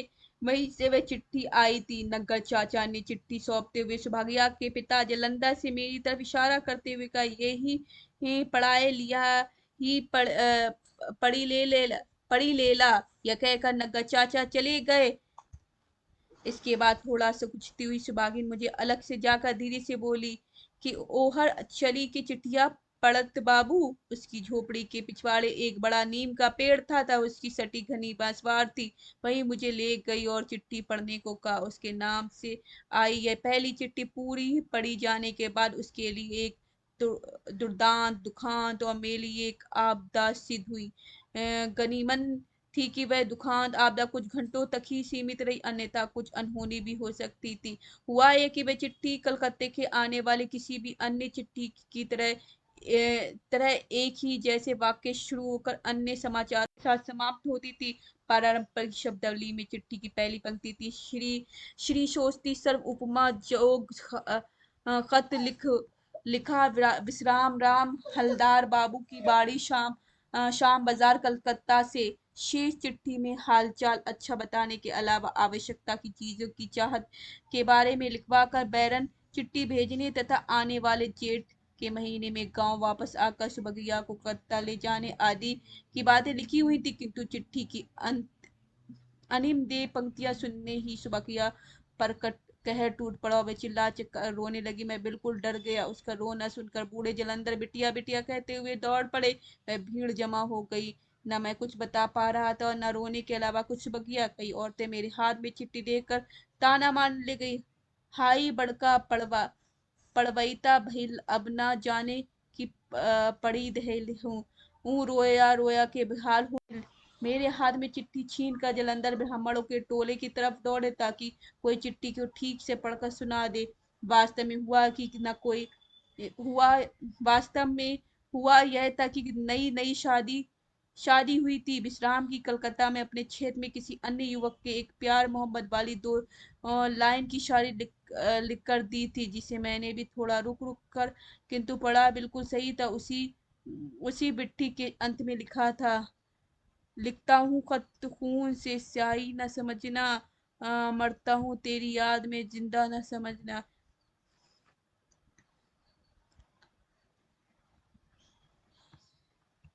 यदि शायरी सुनकर सुबगिया ने समझ ली कि उसके पति विश्राम अब जिंदा नहीं है। बाद में जलंधर के पीछे पीछे दलित बस्ती की कई औरतें सुबगिया को चुप कराते हुए राम सूरत पड़े के घर गई। पांडे ने हंसते हुए सबको समझाया और शायरी में छिपे हुए मर्म को रहस्य खोला। तब जाकर मामला शांत हुआ, अन्यथा सुबगिया के साथ कोई अनहोनी अवश्य हो जाती और मैं एक सिद्धहस्त अपशगुन के अलावा कुछ और न बन पाता। सन 1957 के का यह वर्ष भारत के दो महत्वपूर्ण घटनाओं के चलते बहुत चर्चा में था। पहली घटना भारत का दूसरा नाम चुनाव था। दूसरी थी सन 1857 के गदर की 100वीं वर्षगांठ जिसमें समय आम चुनाव को सरगर्मियां तेज हो रही थी। इस समय बड़े कड़ाके की जाड़ा पड़ रहा था। हमारे घर के मुख्य दरवाजे के सामने एक बहुत बड़ा नीम था। उसका करीब 40 फीट दूर पीछे एक छोटा बरगद का पेड़ था। नीम के पेड़ के नीचे जाड़ों में प्रतिदिन चैला जलाकर कौड़ा तापा जाता। चैला मतलब लकड़ी को जलाकर तापा जाता था। गांव के पास जंगल में रोज पलाश के हर पेड़ों की डालियां काटकर उन्हें टांगा से चीर कर चैला बनाया जाता था। पलाश की लकड़ियों को चैला बनाया जाता था। पलाश का ओदा जो कच्चा चैला बड़ी तेजी से जलता था और नया जलते समय उसमें से पतले लाशा के रूप में एक तरल पदार्थ पिघलने लगता था जो कि आग में घी की तरह काम करता था। पलाश के जलने की प्रक्रिया को देखकर दलित बच्चे एक पंक्ति का एक गाना बार बार गाते रहते थे जो इस प्रकार था। ओंधा कांचा जरे पराशा ओंधा कांचा जरे पराशा। इस कोड़े के चारों तरफ गोल चक्कर में मेरे पिता के सारे भाई तथा दलित बस्ती के अनेक लोग बैठकर आग तापते थे तथा वही घंटों गांजा का दौर चलता रहता था। वहां मेरी पुरानी नौकरी रस्सी की गांठ जला जला कर गांजे की चिलम में लगा भरना भी जारी रहती थी। रात का खाना खाने के बाद गांव के करीब दर्जन भर प्रमुख ब्राह्मण रोज हमारे घर के सामने उस जलते हुए कौड़े के चारों तरफ बैठ जाते थे और वे चुपचाप चुनाव पर चर्चा शुरू कर देते थे। हमारे क्षेत्र के तमाम ब्राह्मण उस समय की दो थैली की जोड़ी चिन्ह वाली कांग्रेस पार्टी के कट्टर समर्थक थे। हमारे गांव के ब्राह्मण भी कांग्रेस की ही समर्थक थे। उन्हें यह अच्छी तरह मालूम था कि मेरे सबसे बड़े चाचा 12 गांव के चौधरी हैं, इसलिए वे सारे दलित उनके ही कहने पर किसी पार्टी को वोट डालेंगे। ब्राह्मणों के मुखिया यानी यमुना पांडे थे। उनके नेतृत्व में ब्राह्मणों का जत्था चुनाव संपन्न होने के एक दिन पहले तक प्रचार के दौरान रोज उसी कौड़े में आकर कांग्रेस को वोट देने के लिए कहता था। उस समय हमारे जिले आजमगढ़ में भारतीय कम्युनिस्ट पार्टी का बहुत जोर था तथा अधिकतर दलित कम्युनिस्ट उम्मीदवार को वोट देते थे। मेरे पिताजी अत्यंत धार्मिक होने के कारण हमेशा पूर्वोक्त बाबा हरिहर दास ने पूछकर धार्मिक उम्मीदवारों को ही वोट देते थे। मुन्नर चाचा जवाहरलाल नेहरू के भक्त थे और वे कांग्रेस को तथा घर गांव के अन्य लोग प्रजा सोशलिस्ट पार्टी को वोट देते थे, जिसमें सबसे बड़ा कारण यह था कि उसकी उम्मीदवार का चुनाव चिन्ह झोपड़ी था। गांव के दलित अधिकतर झोपड़ियों में ही रहते थे, इसलिए वे उन्हें इसे अपनत्व की अनुभूति होती थी। मुन्नर चाचा गांव के पश्चिम में स्थित अमठा गांव के मुरली सिंह नामक एक क्षत्रिय के यहाँ अक्सर जाते रहते थे। मुरली सिंह अमठा के मुखिया थे तथा उनके यहाँ गांजा बिकता था, अतः मुन्ना चाचा की इसी कारण उनसे काफी दोस्ती हो गई थी। अमठा के एक वकील थे जो रोज आजमगढ़ करीब 8 मील दूर साइकिल पर कचहरी आते जाते और वे शहर के देश में उड़ती फुर्ती खबरें लाया करते थे। मुन्ना चाचा मुरली सिंह की गांजा दोस्ती के परिणाम स्वरूप उनके माध्यम से काफी खबरें लेकर आते थे और रात में कौड़ा तापते समय सबको बताते। गांव के ब्राह्मण भी उनसे ही कई खबरों को जान पाते थे। अतः मुन्ना चाचा हमारी बस्ती की असली राष्ट्रीय नेता बन गए थे। राजनीति भी सभी उनका लोहा मानते थे। कौड़ा के पास चुनाव के दौरान ब्राह्मणों के साथ गांजा की महफिल जमी रहती थी और मैं रस्सी की गांठ जलाते उनकी सारी बहसें ध्यान लगाकर सुनता रहता था। दूसरे दिन ये सारी बातें स्कूल जाकर अन्य बच्चों को बताता था। बच्चे मुझसे कहते, ई बड़ा गप्पी है बे। ऐसे ही एक दिन मुन्ना चाचा ने सॉरी बच्चों, मुन्ना चाचा ने बताया कि जवाहरलाल नेहरू रूस से सीख कर आए हैं कि अब भारत में समूही खेती हुई और सब कमाई सब खाई। नेहरू जी कारखाना खोल ही आ 5 ही साल में एक बेर योजना बनाई। पहले हर हकवट हुई फिर चकवट। उनकी ये बातें मुझे बिल्कुल समझ में नहीं आती थी, खास सामूहिक खेती। वर्षों के बाद जब हाई स्कूल में गया तो सामूहिक के भी सामूहिक खेती के रूप में समझ में आया कि सामूहिक खेती माने ग्रुप में खेती होगी। वे समझ गया, किंतु उस समय हकवट और चकवट तथा सब कमाई सब खाई मुझे बहुत अच्छी तरह से समझ में आया था। यह भी कि यह सब रूस की देन है। यह मेरे जीवन की एक अति विशिष्ट घटना थी। जब मैं जाने या अनजाने में समाजवाद तथा सोवियत संघ से 8 वर्ष की उम्र में प्रभावित हुआ था। मेरे पिताजी प्रायः कहा करते थे, अन्न पेट खवा खाना रही बोल किसी के लिए सहन ना मुश्किल होता। ऐसी परिस्थिति में गुजरने वाले वातावरण में हकवट तथा सभी कमाएंगे सभी खाएंगे इतना ज्यादा मेरे दिल को छू गए थे कि मैं आने वाली सारी जिंदगी में समाजवाद तथा सोवियत संघ का अंधभक्त बना रहा। इसी चुनाव के दौरान हमारी दलित बस्ती में एक दिन आजमगढ़ के 2 कम्युनिस्ट नेता चंद्रजीत यादव तथा सुरजन राम पार्टी के लिए आए। हंसिया गेहूं की बाली बोली छोटे छोटे छपे हुए लाल कार्ड के बच्चों को बांट रहे थे। एक मुझे भी मिला और मैंने सकवाते हुए एक कार्ड मांग लिया। उन्हें पाकर मुझे भी अनुभूति हुई कि मानो हकबट हो चुका है। साथ ही सुरजन राम जो स्वयं आजमगढ़ के एक प्रख्यात दलित नेता थे, न मेरे घर के सामने वाली दीवार पे गेरू रंग की एक विशाल हंसिया पर चढ़ी गेहूं की बाली का चित्र बनाकर सबसे पार्टी को वोट देने की अपील की और पास वाले गांव में चले गए। मैं रोज सुबह शाम दीवार पर उस निशान को सामने खड़ा होकर देखता रहता। साथ ही उन दोनों कार्डों को हमेशा अपने कुर्ते के पॉकेट में रखता था। उस दिन मैं 50 बार निकालकर बड़े गौर से हंसिया वाली के निशान देखता रहता। इस प्रक्रिया में महीनों बाद वे दोनों कार्ड फटकर अस्तित्व विहीन हो गए। इन कार्डों का विलुप्त होने जाने पर मुझे बहुत दुख हुआ था और यह दुख उस समय भी गहरा हो गया जब सुरजन राम द्वारा उस दीवार पर गेरुआ से बनाया हंसिया वाली का निशान तेज बारिश के कारण धुल गया।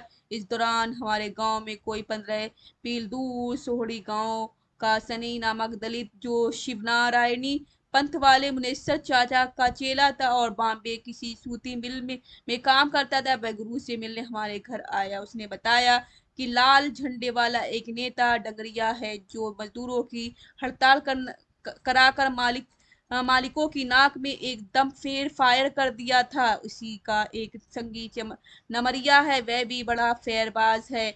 मैं मैं वर्षों बाद समझ सका कि वह डांगे का डगरिया और नंबूदरी पाद का नमरिया कहता था। सनई द्वारा इस वर्णन में भी न सिर्फ मेरे अंदर कम्युनिस्ट पार्टी असीम लगाव पैदा हो गया बल्कि डांगे के प्रति भक्ति भाव पैदा हो गई थी। उधर चुनाव के लिए हमारे प्राइमरी स्कूल में 2 दिन की छुट्टी हो गई क्योंकि वोट उसी स्कूल में पड़ते थे।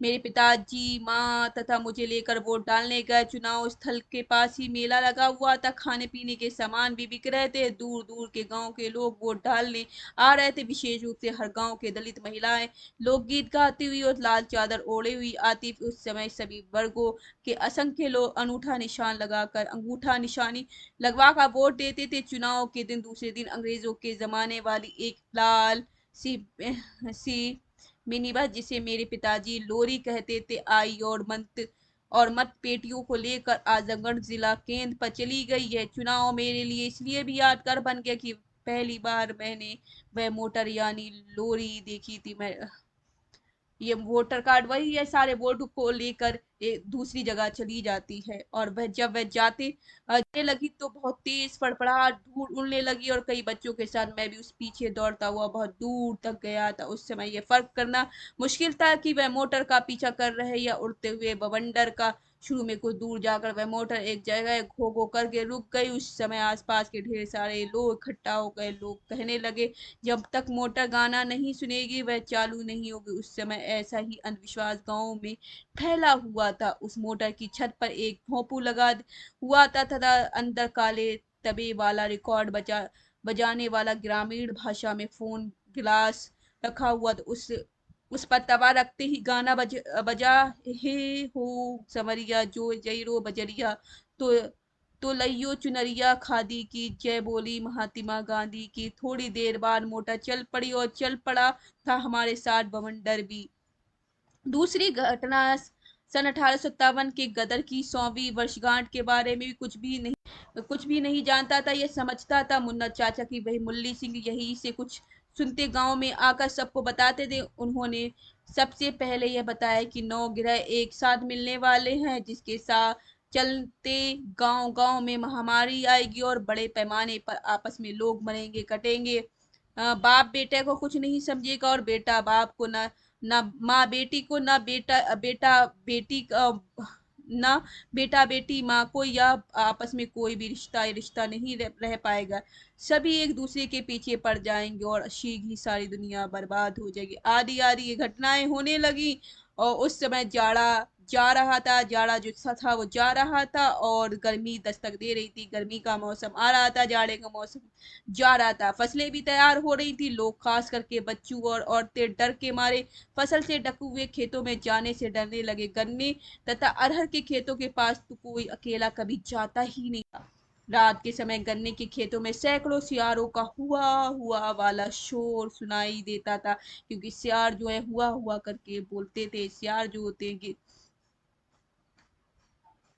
जिन्हें इंग्लिश में जैकॉल बोलते हैं, जैकॉल सियार जो होते हैं हुआ वाला शोर सोए हुए लोगों को डर से गनगना देता था। उस समय हमारे क्षेत्र में सियारों की भरमार हुआ करती थी। कभी कभी गांव में सियार मरौआ आते थे और गन्ने की खेती में सियार मार कर ले जाते थे और उनकी खाल बेचकर वे खूब पैसा कमाते थे। गन्ने की फसलों को चूस कर सियार बहुत नुकसान पहुंचाते थे। गन्ने की खेती की तरफ रात में बच्चे बूढ़े कभी कभी घरों के बाहर से देखते थे। हमें समय समय पर आसमान में अचानक चिराग की जलता सफेद छोटा छोटा सा 1 फीट लंबाई वाला पूंछ नीच गन्ने की खेतों में गिरता दिखाई देता। लोग आंखें मूंद कहते कि आसमान से भूत इधर उधर दौड़ते हैं, और जब अंधेरे में दिखाई नहीं देता तो वे पुराने मुंह बाढ़ते हैं और जिससे आग निकलती है और उन्हें दिखाई देने लगता है। वह दृश्य हमें बड़ा ही डरावना लगता था। बाद में बड़े होने पर साइंस मास्टरों से पता चला कि ऐसा उल्का पिंड के टूटने से होता है, जो उल्का पिंड टूट कर गिरते हैं, ना कि भूतों से। इस चिराग पुंज का गांव वाले लूक या लुक्का शायद उल्का कहते थे। मैं भी जब तक गांव में रहा मैं इसे लुक्का ही कहता रहा। इसी बीच बड़ी तेजी से गांव में एक अफवाह उड़ गई कि साधुओं के वेश में मुड़कटवा बाबा घुस घुस कर बच्चों के सिर काट कर ले जा रहे हैं। धोकर धोकर स्वा बाबा तथा लकड़ सुधा बाबा की अफवाह खूब फैली। कहा जाने लगा कि धोकर सवा बाबा बच्चों को पकड़ अपनी धोक यानी भिकमंगे जोगियों के कंधे पर लटकाने वाले बोरी नुमा गहरे झोले में कसकर बांध देते हैं, जिसमें वे मर जाते, तथा लकड़ सुबह बाबा एक जादुई लकड़ी सुंगाकर बच्चों को बेहोश करके मार डालते हैं।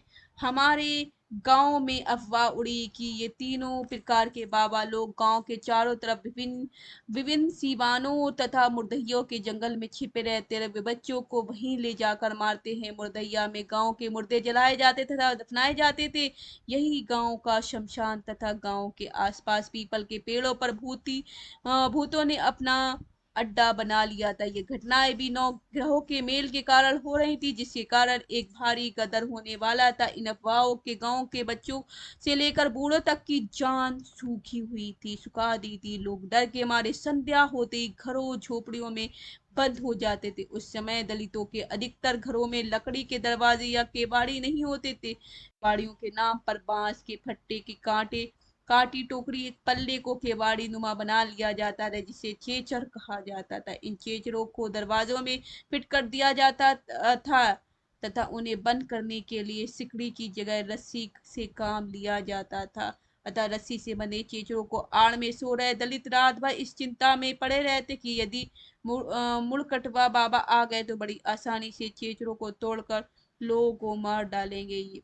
जहां तक इन बाबाओं के सिवानों तथा मुर्दहिया में छिपे रहने का सवाल है, हमारे गांव का भूगोल काफी रोचक है। उन दिनों यानी आज से ठीक 50 वर्ष पूर्व हमारे गांव के पूर्व तथा उत्तर दक्षिण में पलाश के बहुत से घने जंगल थे, जिसमें पीपल, बरगद, सिंगोर, चिलविल, सिमरी, शीशम, अकोल आदि अनेक किस्मों के अन्य वृक्ष भी थे। गांव के पश्चिम तरफ से करीब 1 किलोमीटर लंबा चौड़ा ताल था, जिसमें 12 महीनों भरा रहता था। इन ताल में बेर्रा, मेरू की पुरैन, तिन्ना तथा जलकुंभी आदि जैसी अनेक जलजीवी वनस्पतियां पानी की ढके रहती थी।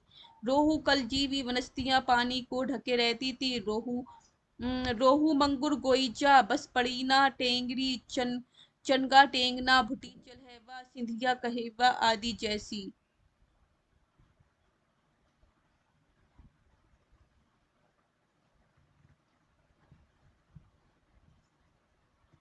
अनेक मछलियों को भी भरमार थी। उसी इस ताल की सबसे ज्यादा छटा बिखरती थी। उसमें पनडुब्बी, काली मुर्गियां, गौरी तथा अनगिनत सफेदी बुगलों जैसी पक्षियों के निवास थे, बुगले रहते थे।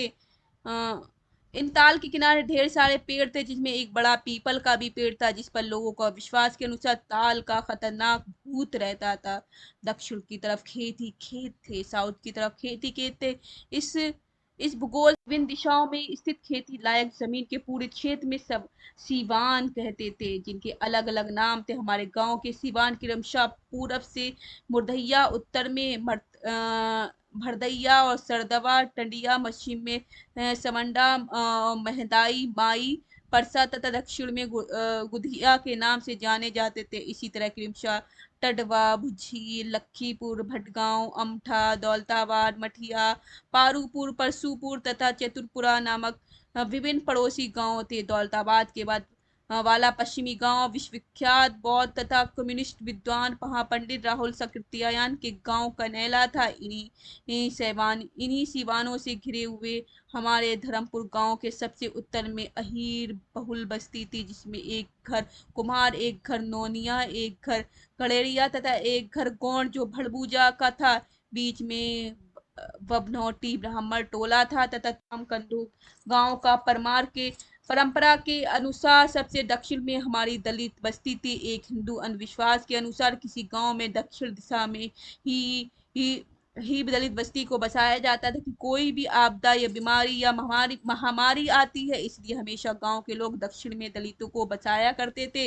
अतः मेरे जैसे सभी लोग हमारे गांव में इन्हीं महामारियों आपदाओं के प्रथम शिकार होने के लिए दक्षिण की दलित बस्ती में पैदा हुआ करते थे।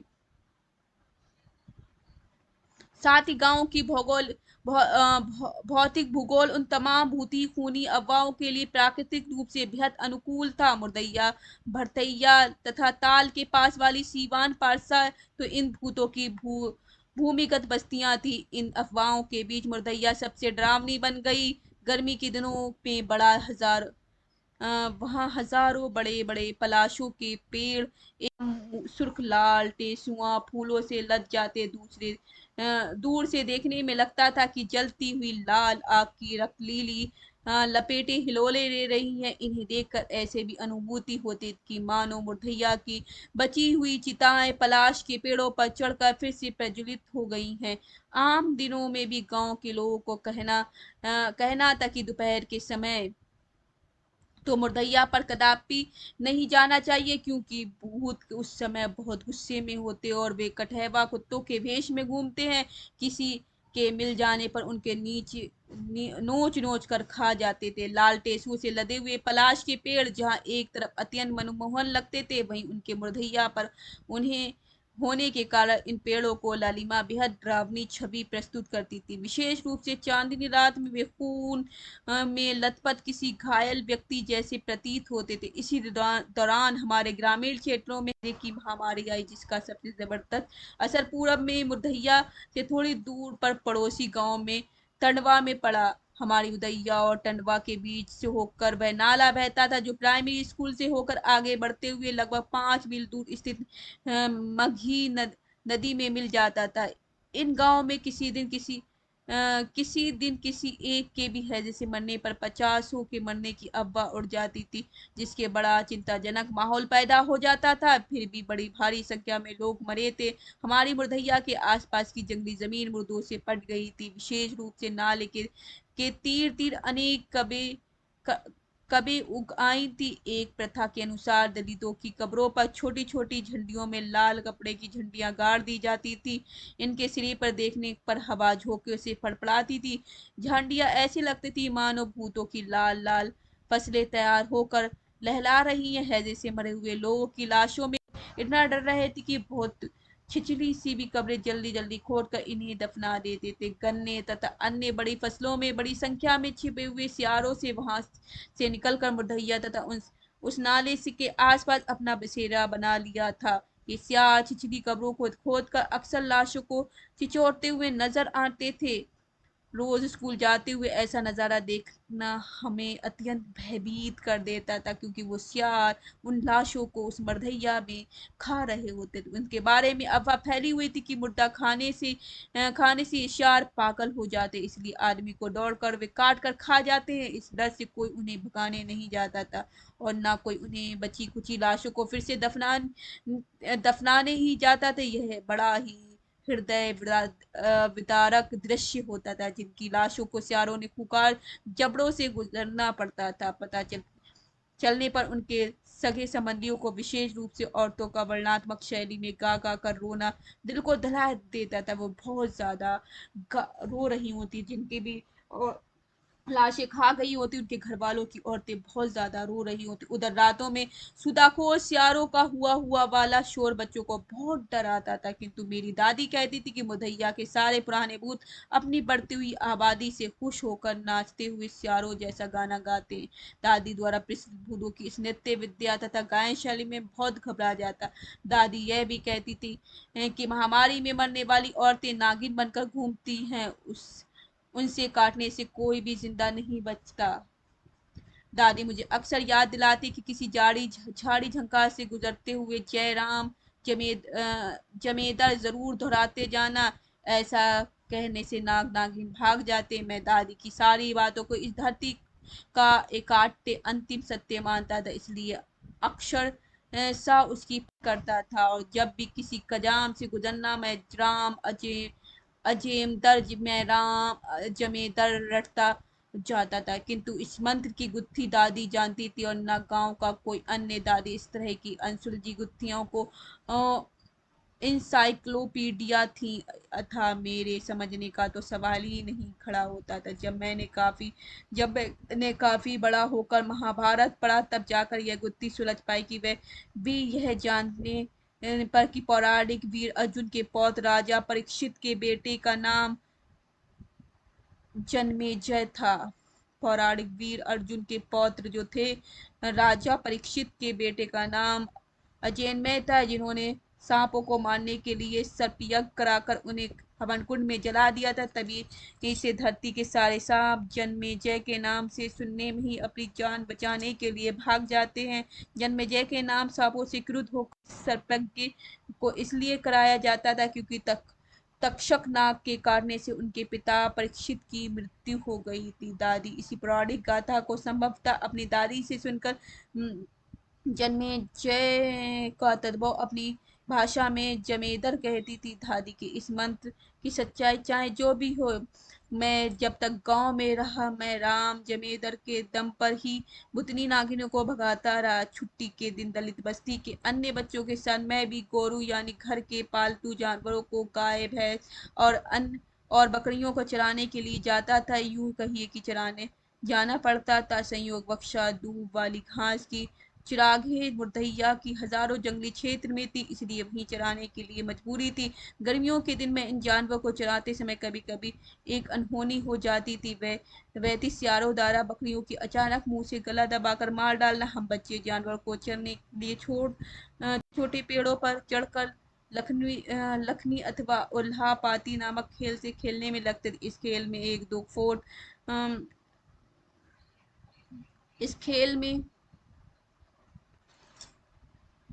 एक दो फोट पतली लकड़ी फेंक कर नीचे रख दी जाती, फिर से एक लड़का पेड़ पे कूद कर उस लकड़ी की, जिसे लखनी कहा जाता है, उसे उठाकर अपनी एक टांग पर ऊपर करके उसे नीचे से फेंक कर पेड़ पर पुनः चढ़ जाता। जहाँ लखनी गिरती वहां पेड़ के नीचे खड़ा दूसरा लड़का उसे उठाकर दौड़ता हुआ पुनः पेड़ के नीचे जाकर उस लकड़ी के पहले वाले को जमीन पर ऊपर कूद कर छूने की कोशिश करता। वह भी सिर्फ एक बार में यदि उसे छू लिया तो पेड़ पर चढ़े लड़के को मान लिया जाता कि वह अब मर चुका है, इसलिए वह खेल से बाहर हो जाता था। फिर लखनी से छूने वाला लड़का विजेता हो जाता था। इस मरे हुए लड़के को पेड़ के नीचे खड़ा होना पड़ता तथा विजेता पेड़ पर चढ़ जाता था और खेल की वही प्रक्रिया पुनः दोहराई जाती।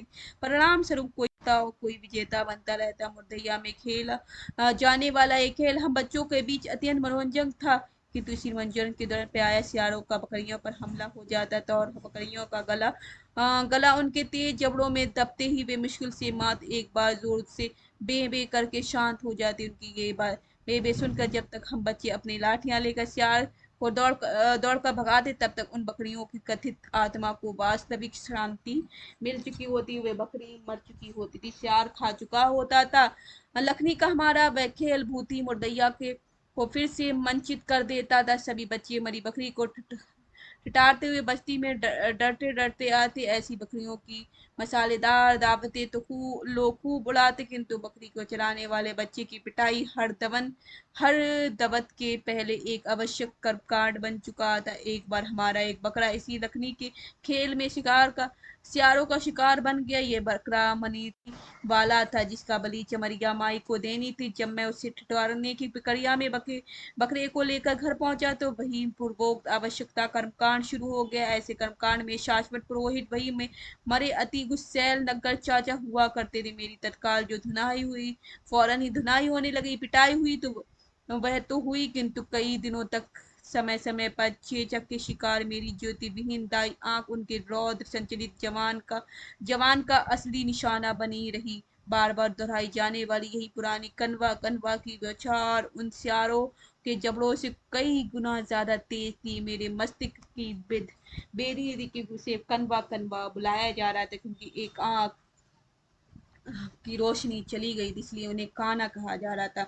चूंकि वह चमरिया माई की बलि चढ़ाने वाले मनौती का बकरा था, इसलिए किसी अनहोनी की मानसिक भय काफी दिनों तक मुझे सताता रहा। दादी ने अगियारी करती शुरू कर दादी अगियारी करनी शुरू कर दी। उसने चमारी माई का बार बार जाप करते हुए एक दूसरे बकरे के साथ छौना यानी जो पिग का बच्चे को भी बलि चढ़ाने की मनौती की, साथ ही मुझे माफ कर देने की भी विनती की। दादी कहती थी कि चमरिया माई का छौना बहुत पसंद है, इसलिए उसकी बलि पहले दी जाएगी। कुछ दिनों बाद लगभग 4 किलो का एक छौना खरीदा गया। दादी ने कहा कि उसकी बलि मेरे ही हाथों दी जाएगी, तभी चमरिया माई मुझे माफ कर देगी। मैं बहुत घबराया हुआ था, इसलिए बलि देने में मुझे जरा भी हिचक नहीं हुई। इस छौने को हम चमरिया माई की उसी कटीली झाड़ी वाले टीले पर ले गए। इस टीले पर कोटिया माई का थान भी हुआ करता था। मेरे चचेरे भाई चौधरी चाचा के सबसे छोटे बेटे सौवरन मेरे साथ लाठी लेकर गए। वह छौना को लिटाकर लाठी के उसके पेट पर बीचों बीच रखकर ताकत के साथ इसे दबा कर रखा, ताकि वह उछले नहीं। लाठी से दबाते समय छौना जोर जोर से चौंकाने लगा। बिल्कुल डर गया था, किंतु दादी की हिदायत के अनुसार मैं हिम्मत जुटाकर साथ ले गए थे। एक छोटे से गड़ासे से को फिर से पत्थर पर घिसकर उसने धार की ओर तेज की और एक बार जोर से बोला बोला चमरिया माई की जय। मेरे साथ यह नारा सोबरन भैया ने भी दोहराया। फिर मैंने गड़ासी को छौने की नटाई की तरफ खड़ा करके आंखें मूंद कर अंधाधुंध देने लगा। छौने का चौकन्ना कई बार तेज होकर शीघ्र ही शांत हो गया और उसकी गर्दन बिल्कुल अलग। मैंने दादी के कहने के अनुसार बहते हुए खून के हाथ में रोब की चमरिया माई के थाने पर रखते हुए मिट्टी के हाथी घोड़ों के ऊपर छिड़क दिया और सियार द्वारा बलि के बकरे को मार डालने के अपने गुनाह हम के लिए उनकी विनती की। इसके बाद हम बलि चढ़ाए छोयने को लेकर घर वापस आए। हमारे घर के सभी लोग पिग के मांस खाते थे, किंतु एक परंपरा को जहाँ रोज का खाना मिट्टी के बने चूल्हे पर लकड़ी जलाकर पकाया जाता, वहाँ इस कभी नहीं पकाया जाता। जबकि मुर्गा मछली तथा बकरे का मांस वहां पकाया जाता। पिग का मांस हमेशा घर के बाहर खुले मैदान में ईंट का चूल्हा बनाकर बड़े हंडे में पकाया जाता। पिग के मांस हमेशा मुन्ना चाचा पकाते और सबको ही बांटते भी थे। उस दिन जब मेरे द्वारा बलि वाला छौना पकाया जा रहा था, तो मुन्ना चाचा ने मुझे इससे एक छोटा सा बांस का सोटा पकड़ाकर कहा कि बटुले हंडा की तरफ ध्यान से देखते रहना, वरना पिग का बच्चा निकलकर भाग जाएगा। मैंने छोने को भाग जाने की उस कल्पित संभावना से चिंताग्रस्त होकर बड़ी मुस्तैदी से वहां खड़ा रहता। मुझे बार बार संदेह होता कि जिसे छोने को मैंने काटा है वह पकते समय बटले में से निकलकर कैसे भाग सकता है। किंतु घर के ऊपर घोर अंधविश्वास वातावरण में मैं इस कोरी कल्पना को भी काटते सत्य समझते ने पर मजबूर था। मुझे यह मनोविज्ञान भय भी सताता कि यदि छोना अटूले से भाग गया तो गुस्सैल नगाह चाचा का मुकाबला कैसे करूंगा। मुझे बाद में समझ आया कि मुंदा चाचा का वह एक निर्दोष मजाक था। बाद में बस्ती के अन्य लोगों ने यह मजाक फैल गया कि और लोग इस घटना को धरा धरा का खूब मजा लेने लगे। किंतु जब तक मैं इस मजाक से निहित मनोरंजन की सच्चाई को समझूं, उससे पहले लाठी लेकर जो पिग होता है सुअर होता है, पकते पटले की तरह पटले की कई बार रखवाली कर चुका था। मेरी दादी भी खूब हंसती और कहती ताबरूक हुए रे। इस तरह की एक विचित्र मूर्खता का शिकार मैं लगभग उसके कुछ ही निर्माण कक्षा 3 में पढ़ते हुए स्कूल में बन गया था। मेरी कक्षा की सहपाठी मुल्कू ने एक दिन अपने गांव में हनौता के बड़े बड़े बेर में फल लाए थे। उन्होंने कुछ बेर मुझे भी दी थी। एक बेर खाते खाते उसका बीज भी अचानक घोंट लिया। साथ ही बेर खा रहे मुल्कू ने जब बेर का बीज घोटते हुए देखा, तो उन्होंने अन्य बच्चों के इससे कहना शुरू कर दिया कि इसने मैंने तुलसीराम ने बेर का बिया मीज गुठली घोट लिया है, खा ली और अब उसके पेट को फाड़ कर बेर का पेड़ निकलेगा। इतने सुनते ही अन्य बच्चे भी इस सत्य को दोहराने लगे। डर के मारे मैं बेहाल होगा। कई दिनों तक पेट से पेड़ निकलने की आशंका से ग्रस्त होकर ठीक से सो नहीं पा रहा था। उसे लग रहा था कि जो पेट है उसके अंदर से पेड़ निकलेगा, बेर का पेड़ निकलेगा। कई दिनों तक पेड़ और इस तरह वो सो भी नहीं पा रहे, डर के मारे घर में किसी को कुछ नहीं बताया। चुपके से चमरिया माई के धार और पुजौरा चढ़ाने की मनौती मांगी, फिर विनती की कि चमरिया माई उस संपत्ति पेड़ को पेट से नष्ट कर दे। कई दिनों बाद कक्षा के मेरे सबसे गहरे साथी संकटा सिंह, जिन्होंने मुझे अक्षर लिखाना सिखाया था, वे समझाने पर मैं समझ गया कि पेट में के बीच में से पेड़ नहीं निकलता। मैंने बाद में चमरिया माँ की मोनती वाली धारी पूजा उसी स्थान में जाकर चढ़ाई। इस घटना के बाद कई वर्षों तक मैं मनोवैज्ञानिक भय के कारण बेर खाने से घबराता रहा। पिक पकते बटुला की रखवाली तथा बेर के पेड़ से उगने की संभावना वाली मुक्ताओं को याद करके मैं आज भी एक विचित्र ढंग से स्वयं को गौरवान्वित महसूस करता हूँ, गर्व करता हूँ अपने ऊपर। ये सारी बात तुलसी राम कह रहे हैं। सन 1957 का वर्ष मेरे साथ साथ गांव का भी सारी बस्ती के लिए बहुत घटना प्रधान था। मुरदैया के पास वाली सीवान परथैया के घने जंगल में हमारे गांव की एक हीर पावहारी बाबा एक झोपड़ी बनाकर रहते थे। उनकी झोपड़ी में आधा किलोमीटर दूर एक पेड़ के नीचे मचान बनाकर पड़ोसी गांव टंडवा का एक पकड़ बाबा रहते थे। पकड़ बाबा लगभग धड़ंग रहते थे। वे सिर्फ एक 1.5 फीट लंबी पतली सी कपड़े की चीर आगे पीछे अपनी कनी में लपेट लेते थे। पूरी देह में वे कंडे की राख जो होती थी, हम उपले की राख जो होती हमेशा पोते रहते थे। जाड़े के दिनों में भी वे बिना कुछ ओढ़े सोते थे, तरह किसी से कभी कुछ नहीं बोलते। वे पूर्ण रूप मनो मौन व्रती थे। उसके बाद उनके बारे में तरह तरह की किंवदंतियां फैली हुई थी, अफवाहें फैली हुई थी। हाँ, कोई कहता कोई कहता कि वे भूत पूजक है, तो कोई उन्हें साक्षात जिंदा भूत समझता। उनके उनके मचान के आसपास कोई कभी नहीं जाता था। खास करके जंगल में घास काटने वाली औरतें उनसे बहुत डरती थी, क्योंकि उनके बारे में यह भी प्रचलित था कि वे औरतों के सम्मोहित करके देह शोषण करते हैं। वे कभी कभी घूमते और गांव वो भी आते थे, और लोग उन्हें पैसा और सीधा आटा दाल आदि देते थे। बिना कुछ बोले उसे वापस चले जाते। वे प्रतिदिन मिट्टी की हंडियों में कंडे की आग पर दिन में सिर्फ एक बार खाना पकाकर खाते थे। इस तमाम विचित्रताओं के बीच एक दिन फक्कड़ बाबा को घसियारों ने मचान के बाहर मरा पड़ा देखा। शीघ्र उन्हें मरने की खबर क्षेत्र में अनेक गांव में फैल गई। धीरे धीरे उनके मचान के पास गांव उमड़ गया। हजारों की भीड़ लग गई, क्योंकि फक्कड़ बाबा इस तमाम विवादमय अफवाहों के बीच चौंधरी चर्चा में हमेशा बने रहते थे। मेरे पिताजी भी उनकी लाश को देखने गए। लौट कर उन्हें बताया कुछ आदमी रात में उन्हें घाटा लौड़ देकर मार डाले थे, शायद पैसों के लालच में। घाटा लौड़ के बारे में पिताजी ने परिभाषित करते हुए बताया कि दो लाठियों के बीच आदमी की नटई दबाकर उसका दम घोट दिया जाता है। इसी को घाटा लौड़ कहा जाता है, जिसमें बहुत घुट घुट कर तकलीफ के बाद कोई आदमी मरता है और आवाज नहीं निकलती। पिताजी ने यह भी बताया कि घाटा लौड़ में जाने की पहचान मृतक के गले का नीला निशान बन दाने तथा जीभ के मुंह से बाहर निकल जाने से होती, जैसा कि पक्कड़ बाबा के साथ हुआ है। पक्कड़ बाबा की हत्या हमारे गांव के बड़ी दहशत फैल गई। अफवाह उड़ गई कि इलाके के सारे भूत आएंगे और इकट्ठा होकर लोगों से चुन चुन कर पकड़ बाबा की हत्या का बदला लेंगे। भूतों का भय इतना फैल गया कि लोगों ने मरथैया की तरफ जाना बंद कर दिया। हमारे गांव के कई दलित भूतों की पूजा करते थे, और उनमें से हर एक को भूत बाबा अलग अलग पीपल के पेड़ों पर रहते थे। हमारे घर के भूत बाबा वहीं पड़ोसी गांव के दौलताबाद के पास वाले पुराने पीपल के पेड़ पर रहते थे। उसे भूत बाबा को खुश करने के लिए पकड़ बाबा की हत्या के बाद पहली बार मुन्ना चाचा मुझे अपने साथ ले गया, और हम लोग साथ ही एक हंडिया दूध, एक सेर चावल तथा कुछ भेली और गाय बैल के गोबर से बने हुए सूखे गोएंडे की भेल ले गए। गोएंडे का अरहर ऐरा लगाकर हंडिया को दूध चावल भेली डालकर उर्मिस बिखर खीर पकाई, जिसमें से थोड़ा उसे भूत बाबा वाले पीपल के पेड़ के जड़ में चढ़ाया गया तथा एक लंगोट उसकी एक थाली में उस पर चढ़ाकर मैंने बांध दिया। शेष चाउर को जो खीर थी घर लाया गया, जिसे परिवार के सभी लोग प्रसाद के रूप में खाए। इस चढ़ावे के बाद दादी का कहना था कि अब पक्कड़ बाबा की हत्या का बदला लेने वाले किसी अन्य भूत को हमारे खानदानी भूतवा हमारे परिवार के आसपास नहीं भटकने देंगे। दादी कि इस बात से घर के सारे लोग पूर्ण रूप से आश्वस्त हो गए।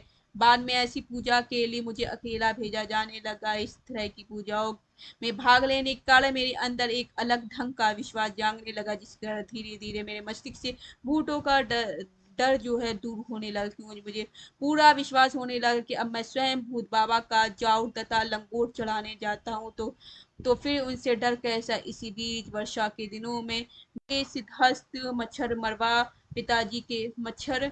मरवा पिताजी ने मेरे जी ने गांव के ताल के अंदर एक अखन्या बांधा। पानी के अंदर गीली मिट्टी इसमें गोला दीवार से उठाकर पानी की सतह तक लाकर उसके ऊपर का हिस्सा हाथ में लीप कर चिकना बना दिया जाता था। उस गोल गईटे में छोटी हंडिया में पानी निकाल कर खाली कर दिया जाता था। इसी को अखंडा बांधनी कहते थे। इस तरह अखंडा में मछलियां यहाँ वहां से गुजरते हुए उसमें कूदने लगते थे। पिताजी एक दिन रात में ऐसे ही ताल के एक अखना गगरी भरकर मंगुरी तथा गिरई लेकर आ रहे थे।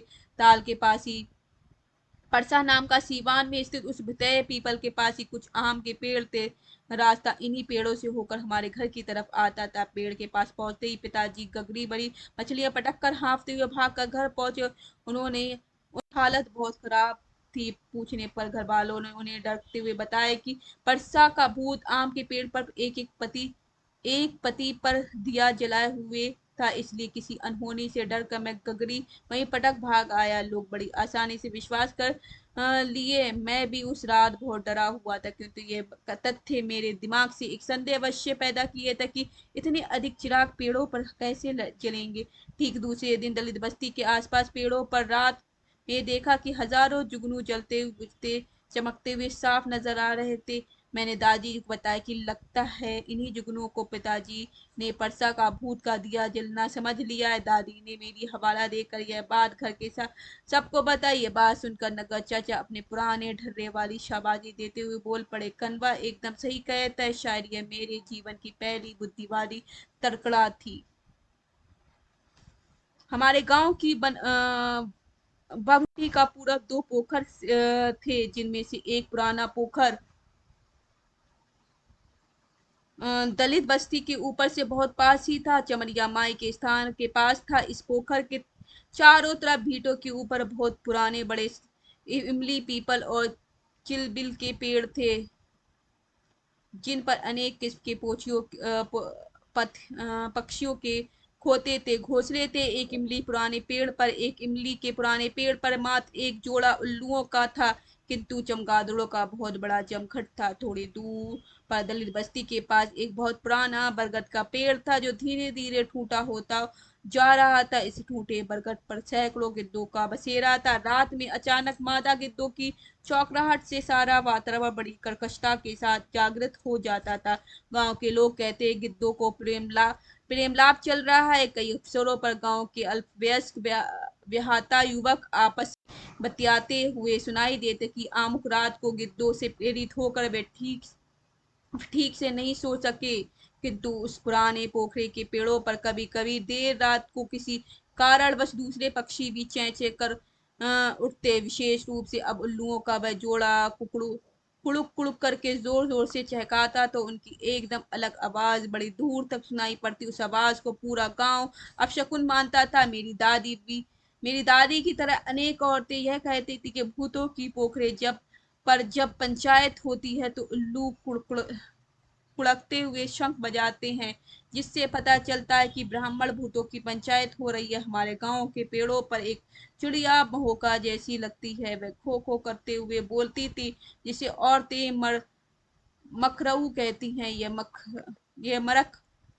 यह मरक उकी भी बड़े अपशगुन की प्रतीक थी। इसी मामले में गांव के कोए हुए पार्ट टाइम अपशकुन थे। जब कभी कोई उड़ता हुआ कौवा किसी को पैरों या चोंच से मार देता था, तो इसे भी अपशकुन माना जाता था। यह अपशकुन इतना खतरनाक माना जाता था कि तुरंत घर से किसी व्यक्ति को सबसे नजदीक रिश्तेदार के घर भेजकर यह संदेश दिया जाता कि अमुक व्यक्ति की मृत्यु हो गई है। मृत्यु की खबर सुनकर रिश्तेदार औरत को तत्काल रोना शुरू हो जाता, लेकिन शीघ्र ही उन्हें बता दिया जाता कि मृत्यु नहीं बल्कि कौवे ने चोंच मारी है। इस विधि से कौए को अपशकुन दूर किया जाता था, किंतु ये कौए स्थायी अपशकुन नहीं होते थे, बल्कि जब वे किसी घर या झोपड़ी की डेढ़ पर चढ़कर काव काव करते तो घर की औरतें खुश होकर कौआ के दाने खिलाती, क्योंकि उनकी विश्वास था कि बड़ेर पर काव काव कर में किसी नजदीक रिश्तेदार के घर आने की सूचना होती है। वैसी सच्चाई तो यह है कि हमारे गांव के निर्वंश जंगू पांडे, विधवा पंडिताइन, पोखर वाला उल्लू, खो खो करके करने वाली मरखौची चिड़िया और मैं, हम पांचों असली अपशकुन थे, जिन्हें देख देख कर लोगों की रूह कांप जाती। उधर मधैया के पलाश के टेसू जब मुरझाकर जमीन पर गिरने लगते तो उनकी जगह सेम की सिमटी वाली फलियों की जैसी पलाश की भी 6-7 इंच लंबी चिपटी फलियां, जिन्हें दादी टेसुल कहती थी, निकलने लगती थी। कुछ दिन बाद ये टेसुल सूख कर गिर जाती थी। मेरी दादी इन टेसुओं को मुझसे घर पर लाने के लिए कहती थी। ये टेसुओं को फाड़कर उसी तांबे के बड़े सिक्के डब्बल की तरह दिखाई देने वाली बीजों के निकाल कर एक बड़ी सींग में रखती थी। जब किसी बच्चे के पेट में केचुआ या अन्य कीड़े पैदा हो जाते तो दादी सींग से पलाश के कुछ बीज निकाल कर देती और सिल लोड़े में थोड़े पानी के साथ उसका रख यानी घोल बनाकर पिलाने की कहती, जिससे सभी कीड़े मरकर बाहर बाहर निकल जाते थे। पलाश के बीज पलाश के बीज पेट के कीड़ों को मारने की एक अचूक दवा थी। दादी घर में बड़ी पुरानी पुरानी बैलों की बड़ी बड़ी सींग रखे हुए थी। इन सींगों में वह हींग समेत अनेक प्रकार की खरवरिया दवाएं रखती थी। एक सींग में वह साई नामक जानवर की सूखी अंतड़ियां पोटलियां भी रखती थी। हमारे गांव के मुरधैया के जंगल में साई पाई जाती थी। कभी कभी गांव के युवक मिलजुल कर साई को ढूंढ कर दौड़ा दौड़ कर लाठियों से मार डालते थे। साई का मीट बहुत स्वादिष्ट होता था। मैंने भी कई बार साही का मीट खाया था। जब भी साई मारी जाती थी, दादी उसकी अंतड़ियां पोटियों को खूब साफ करवा कर पानी में धुलवा लेती और सूखने के बाद ये अंतड़ियां सूखी लकड़ी की तरह चटाचट टूट जाती। दादी ने सींग सींग से भरकर रख लेती थी। जब किसी का पेट दर्द करता, थोड़ी संतरी पोटली तोड़कर उसे सिल पर 2 चम्मच पानी में डालकर वही रख बनाकर सुतोही से पिला देती। पेट दर्द तुरंत बंद हो जाता था। दालचीनी तथा बांस का सीका पीस कर ललाट भर लगाने से सिर दर्द बंद हो जाता था। दादी इस तरह एक वैद्य भी थी।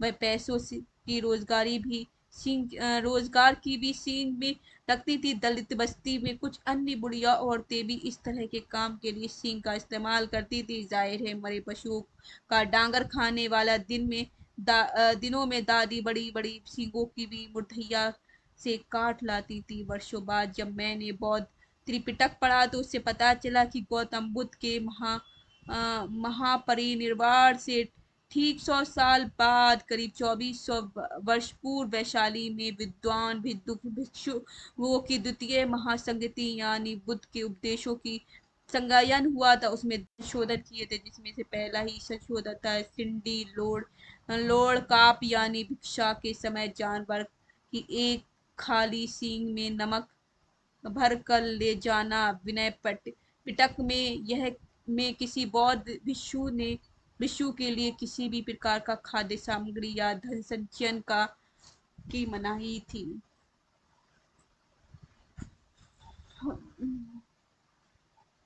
किंतु इस संशोधन के मौलिक बहुत नियमों का उल्लंघन हुआ। इसका मूल कारण यह हुआ कि भिक्षा में अक्सर नमक नहीं मिलता था, इसलिए भिक्षु लोग बिना नमक का ही खाना पकाकर खाते थे।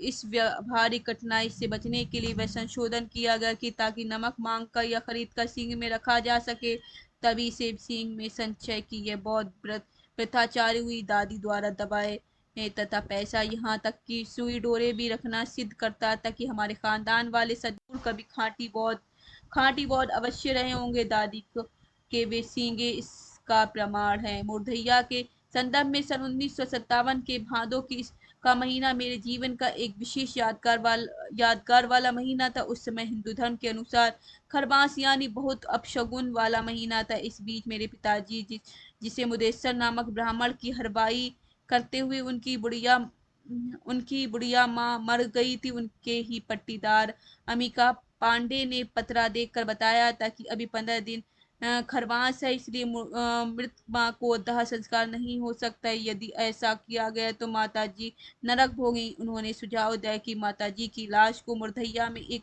जगह कब्र खोद कर गाड़ दिया जाए तथा 15 दिन बाद निकाल कर लाश को जलाकर दाह संस्कार हिंदू रीति से किया जाए। मेरे पिताजी मुझे लेकर मुर्धैया पर कब्र खोदने गए।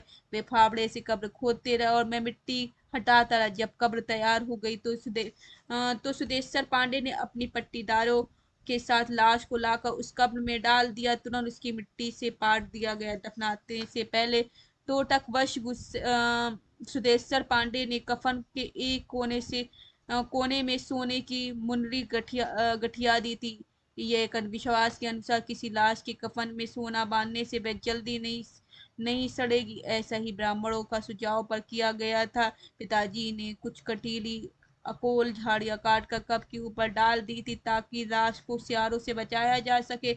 ऐसा करके सभी अपने घर लौट आए। मुदेश्वर पांडे रोज मेरे पिताजी को मुर्दहिया पर भेजते। वे कब्र को देख आया वे क्योंकि सितारों द्वारा खोदकर लाशों को खा जाने की आशंका हमेशा बनी रहती थी। पिताजी काम में व्यस्तता के कारण 2-4 दिन बाद स्वयं न जाकर मुझे कब्र देखने के लिए शाम के समय स्कूल से लौटते हुए जाने की हिदायत देते रहते हैं।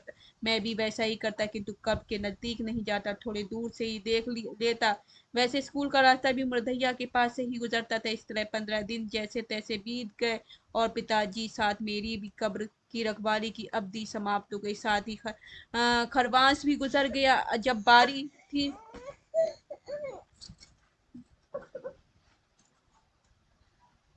अब बारी थी पांडे की माता को कब्र से बाहर निकालकर उनकी लाश को जलाने की। मेरे पिताजी ने 15 दिनों के दौरान प्राय यह कहते थे कहीं कोई चोर डाकू से सोने की मुंडरी के लालच में कब्र खोद कर लाश को बाहर न फेंक दे। यदि ऐसा हुआ तो बड़ा अनर्थ होगा। मुदस्सिर पांडे की हरवाई से पिता जी का इतना लगाव था कि वे उनको माता जी की लाश को लेकर पांडे से कहीं ज्यादा चिंतित रहते थे। आखिर लाश निकालने का समय अमिका पांडे की उसी दैवी पत्रा के अनुसार निर्धारित किया गया था। सर पांडे 2-4 फावड़ा मिट्टी हटाकर दूर खड़े हो गए। सड़ायन आने के सड़ायन में बदबू आने के डर से उनके पट्टीदार भी दूर भाग गए। पिताजी कब की मिट्टी फावड़े से हटाते रहे। किनारे लाई गई भुरभुरी मिट्टी फिर से कब्र में न गिरने पावे, इसके लिए पिताजी मुझे मिट्टी पीछे ठेलने के लिए कहने लगे। मैं वैसा ही करता रहा। अंतोगवा कब्र का कफन वाला सफेद कपड़ा दिखाई देने लगा। याका का उस सड़ी हुई लाश को दुर्गंध से सारा वातावरण डगमगा गया। मुदेश्वर पांडे की मुंह पर गमछा बांधे दूर भाग गए और वहीं से पिताजी से कहते रहे कि सोने वाली मुर्री को पहले ढूंढकर कफन में से निकाल ले।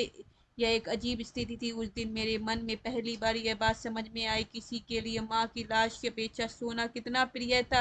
पिताजी ने मुझे भी गमछा मुंह पर बांध देने को कहा। मैंने वैसा ही किया और उस समय सारे ब्राह्मण वहां से चंपत हो गए। मुदेश्वर पांडे भी दूर खड़े होकर पिताजी ने जैसे तैसे सड़ी लाश को पैर की तरफ से उठाकर मेरे हाथों में पकड़ा दिया और स्वयं सिर की तरफ से पकड़ लिया। अपार दुर्गंध और घृणा से मजबूर हम दोनों ने उस लाश को बाहर निकालकर पहले से ही पास में सजाई चिता पे रख दिया। कफन से छुड़ाकर उस सोने की मुरली को धूल से रगड़कर पिताजी ने मुदेश्वर पांडे को हवाले कर दिया। ये बड़ी मुश्किल से मुंह नाक बांध लाश के पास आए और आग जलाकर चिता को जला दिया। पांडे पुनः भागकर दूर चले गए। वहां सिर्फ मैं और पिताजी खड़े रहे और लाश को जलाते रहे। इस बीच आग कम होती देखकर पिताजी ने पलाश की डालियां तोड़कर चिता में डाली। इधर सूरज डूबने वाला था। धीरे धीरे अंधेरा फैल रहा था। बड़ा डर लगने लगा। जैसे तैसे लाश जलती गई। हम घर फावड़ा लेकर वापस आ गए। हमारे घर के पीछे एक छोटी सी पोखरी थी। हम उसमें जाकर खुद नहाए। पिताजी भी नहाने के बाद भी उसे अपने द्वारा लगाए गए पीपल के पेड़ की जड़ के पास भी घी का दिया जलाया। पूजा की विविध अनेक उनकी वह चिर परिचित रो रो कर किसी की बातें करने वाली जैसी उस दिन भी रही मुर्दैया। न जाने कितने वर्षों में अनगिनत लोगों को दुख दर्द को जलाकर राख करती गई आ रही थी, और न जाने कितने लोगों को दुख अपनी धरती में दफना रही थी, और आगे भी इन दुखों को जलाती दफनाती रहेगी। उस दिन मुझे भी बड़ी गहराई से अनुभूति हुई कि मरे भी अंदर एक मुर्दैया जन्म ले चुकी, कि मेरे अंदर भी एक मुर्दैया जन्म ले चुकी है, जिसमें भविष्य के न जाने कितने दुख दर्द जलने और दफन होने वाले थे। जब मैं 15 वर्ष की अवस्था में हाई स्कूल पास करने के बाद पढ़ाई छूट जाने के कारण घर में 1964 में भागा, तो उसी मुरैया से होकर अंतिम बार गुजरा था। वैसे तो मैं अकेला ही था, किंतु हकीकत तो यह थी कि चल पड़ी मेरे साथ मुरैया भी। जब मुझे यह मालूम हुआ कि दुनिया में दुख ही है, दुख का कारण है उसका निवारण भी, तो ऐसा लगा कि सत्य को ढूंढने से पहले तथागत गौतम बुद्ध कभी ना कभी मेरी मुरैया से अवश्य गुजरे होंगे। तो ये सारे यहाँ तक बताया गया कि किस तरह से हाई स्कूल करने के बाद वो अपने गांव से भाग जाते हैं, और उसके बाद क्या होता है यह आगे हम अगले पार्ट में पढ़ेंगे, और यहीं पर ही पार्ट 1 जो स्कूली जीवन है समाप्त हो जाता है। तो हमने पार्ट 2 मुर्दैया तथा स्कूली जीवन पढ़ा है। इसके बाद आगे देखेंगे भाग कर कहाँ जाते हैं। इसका अगला पार्ट पढ़ेंगे, तो उसके लिए हम अगले पार्ट में मिलेंगे। तब तक के लिए bye bye, take care, have a nice day. जहाँ रहे खुश रहे आबाद रहे। जय हिंद, जय भारत। मिलते हैं अगले पार्ट में।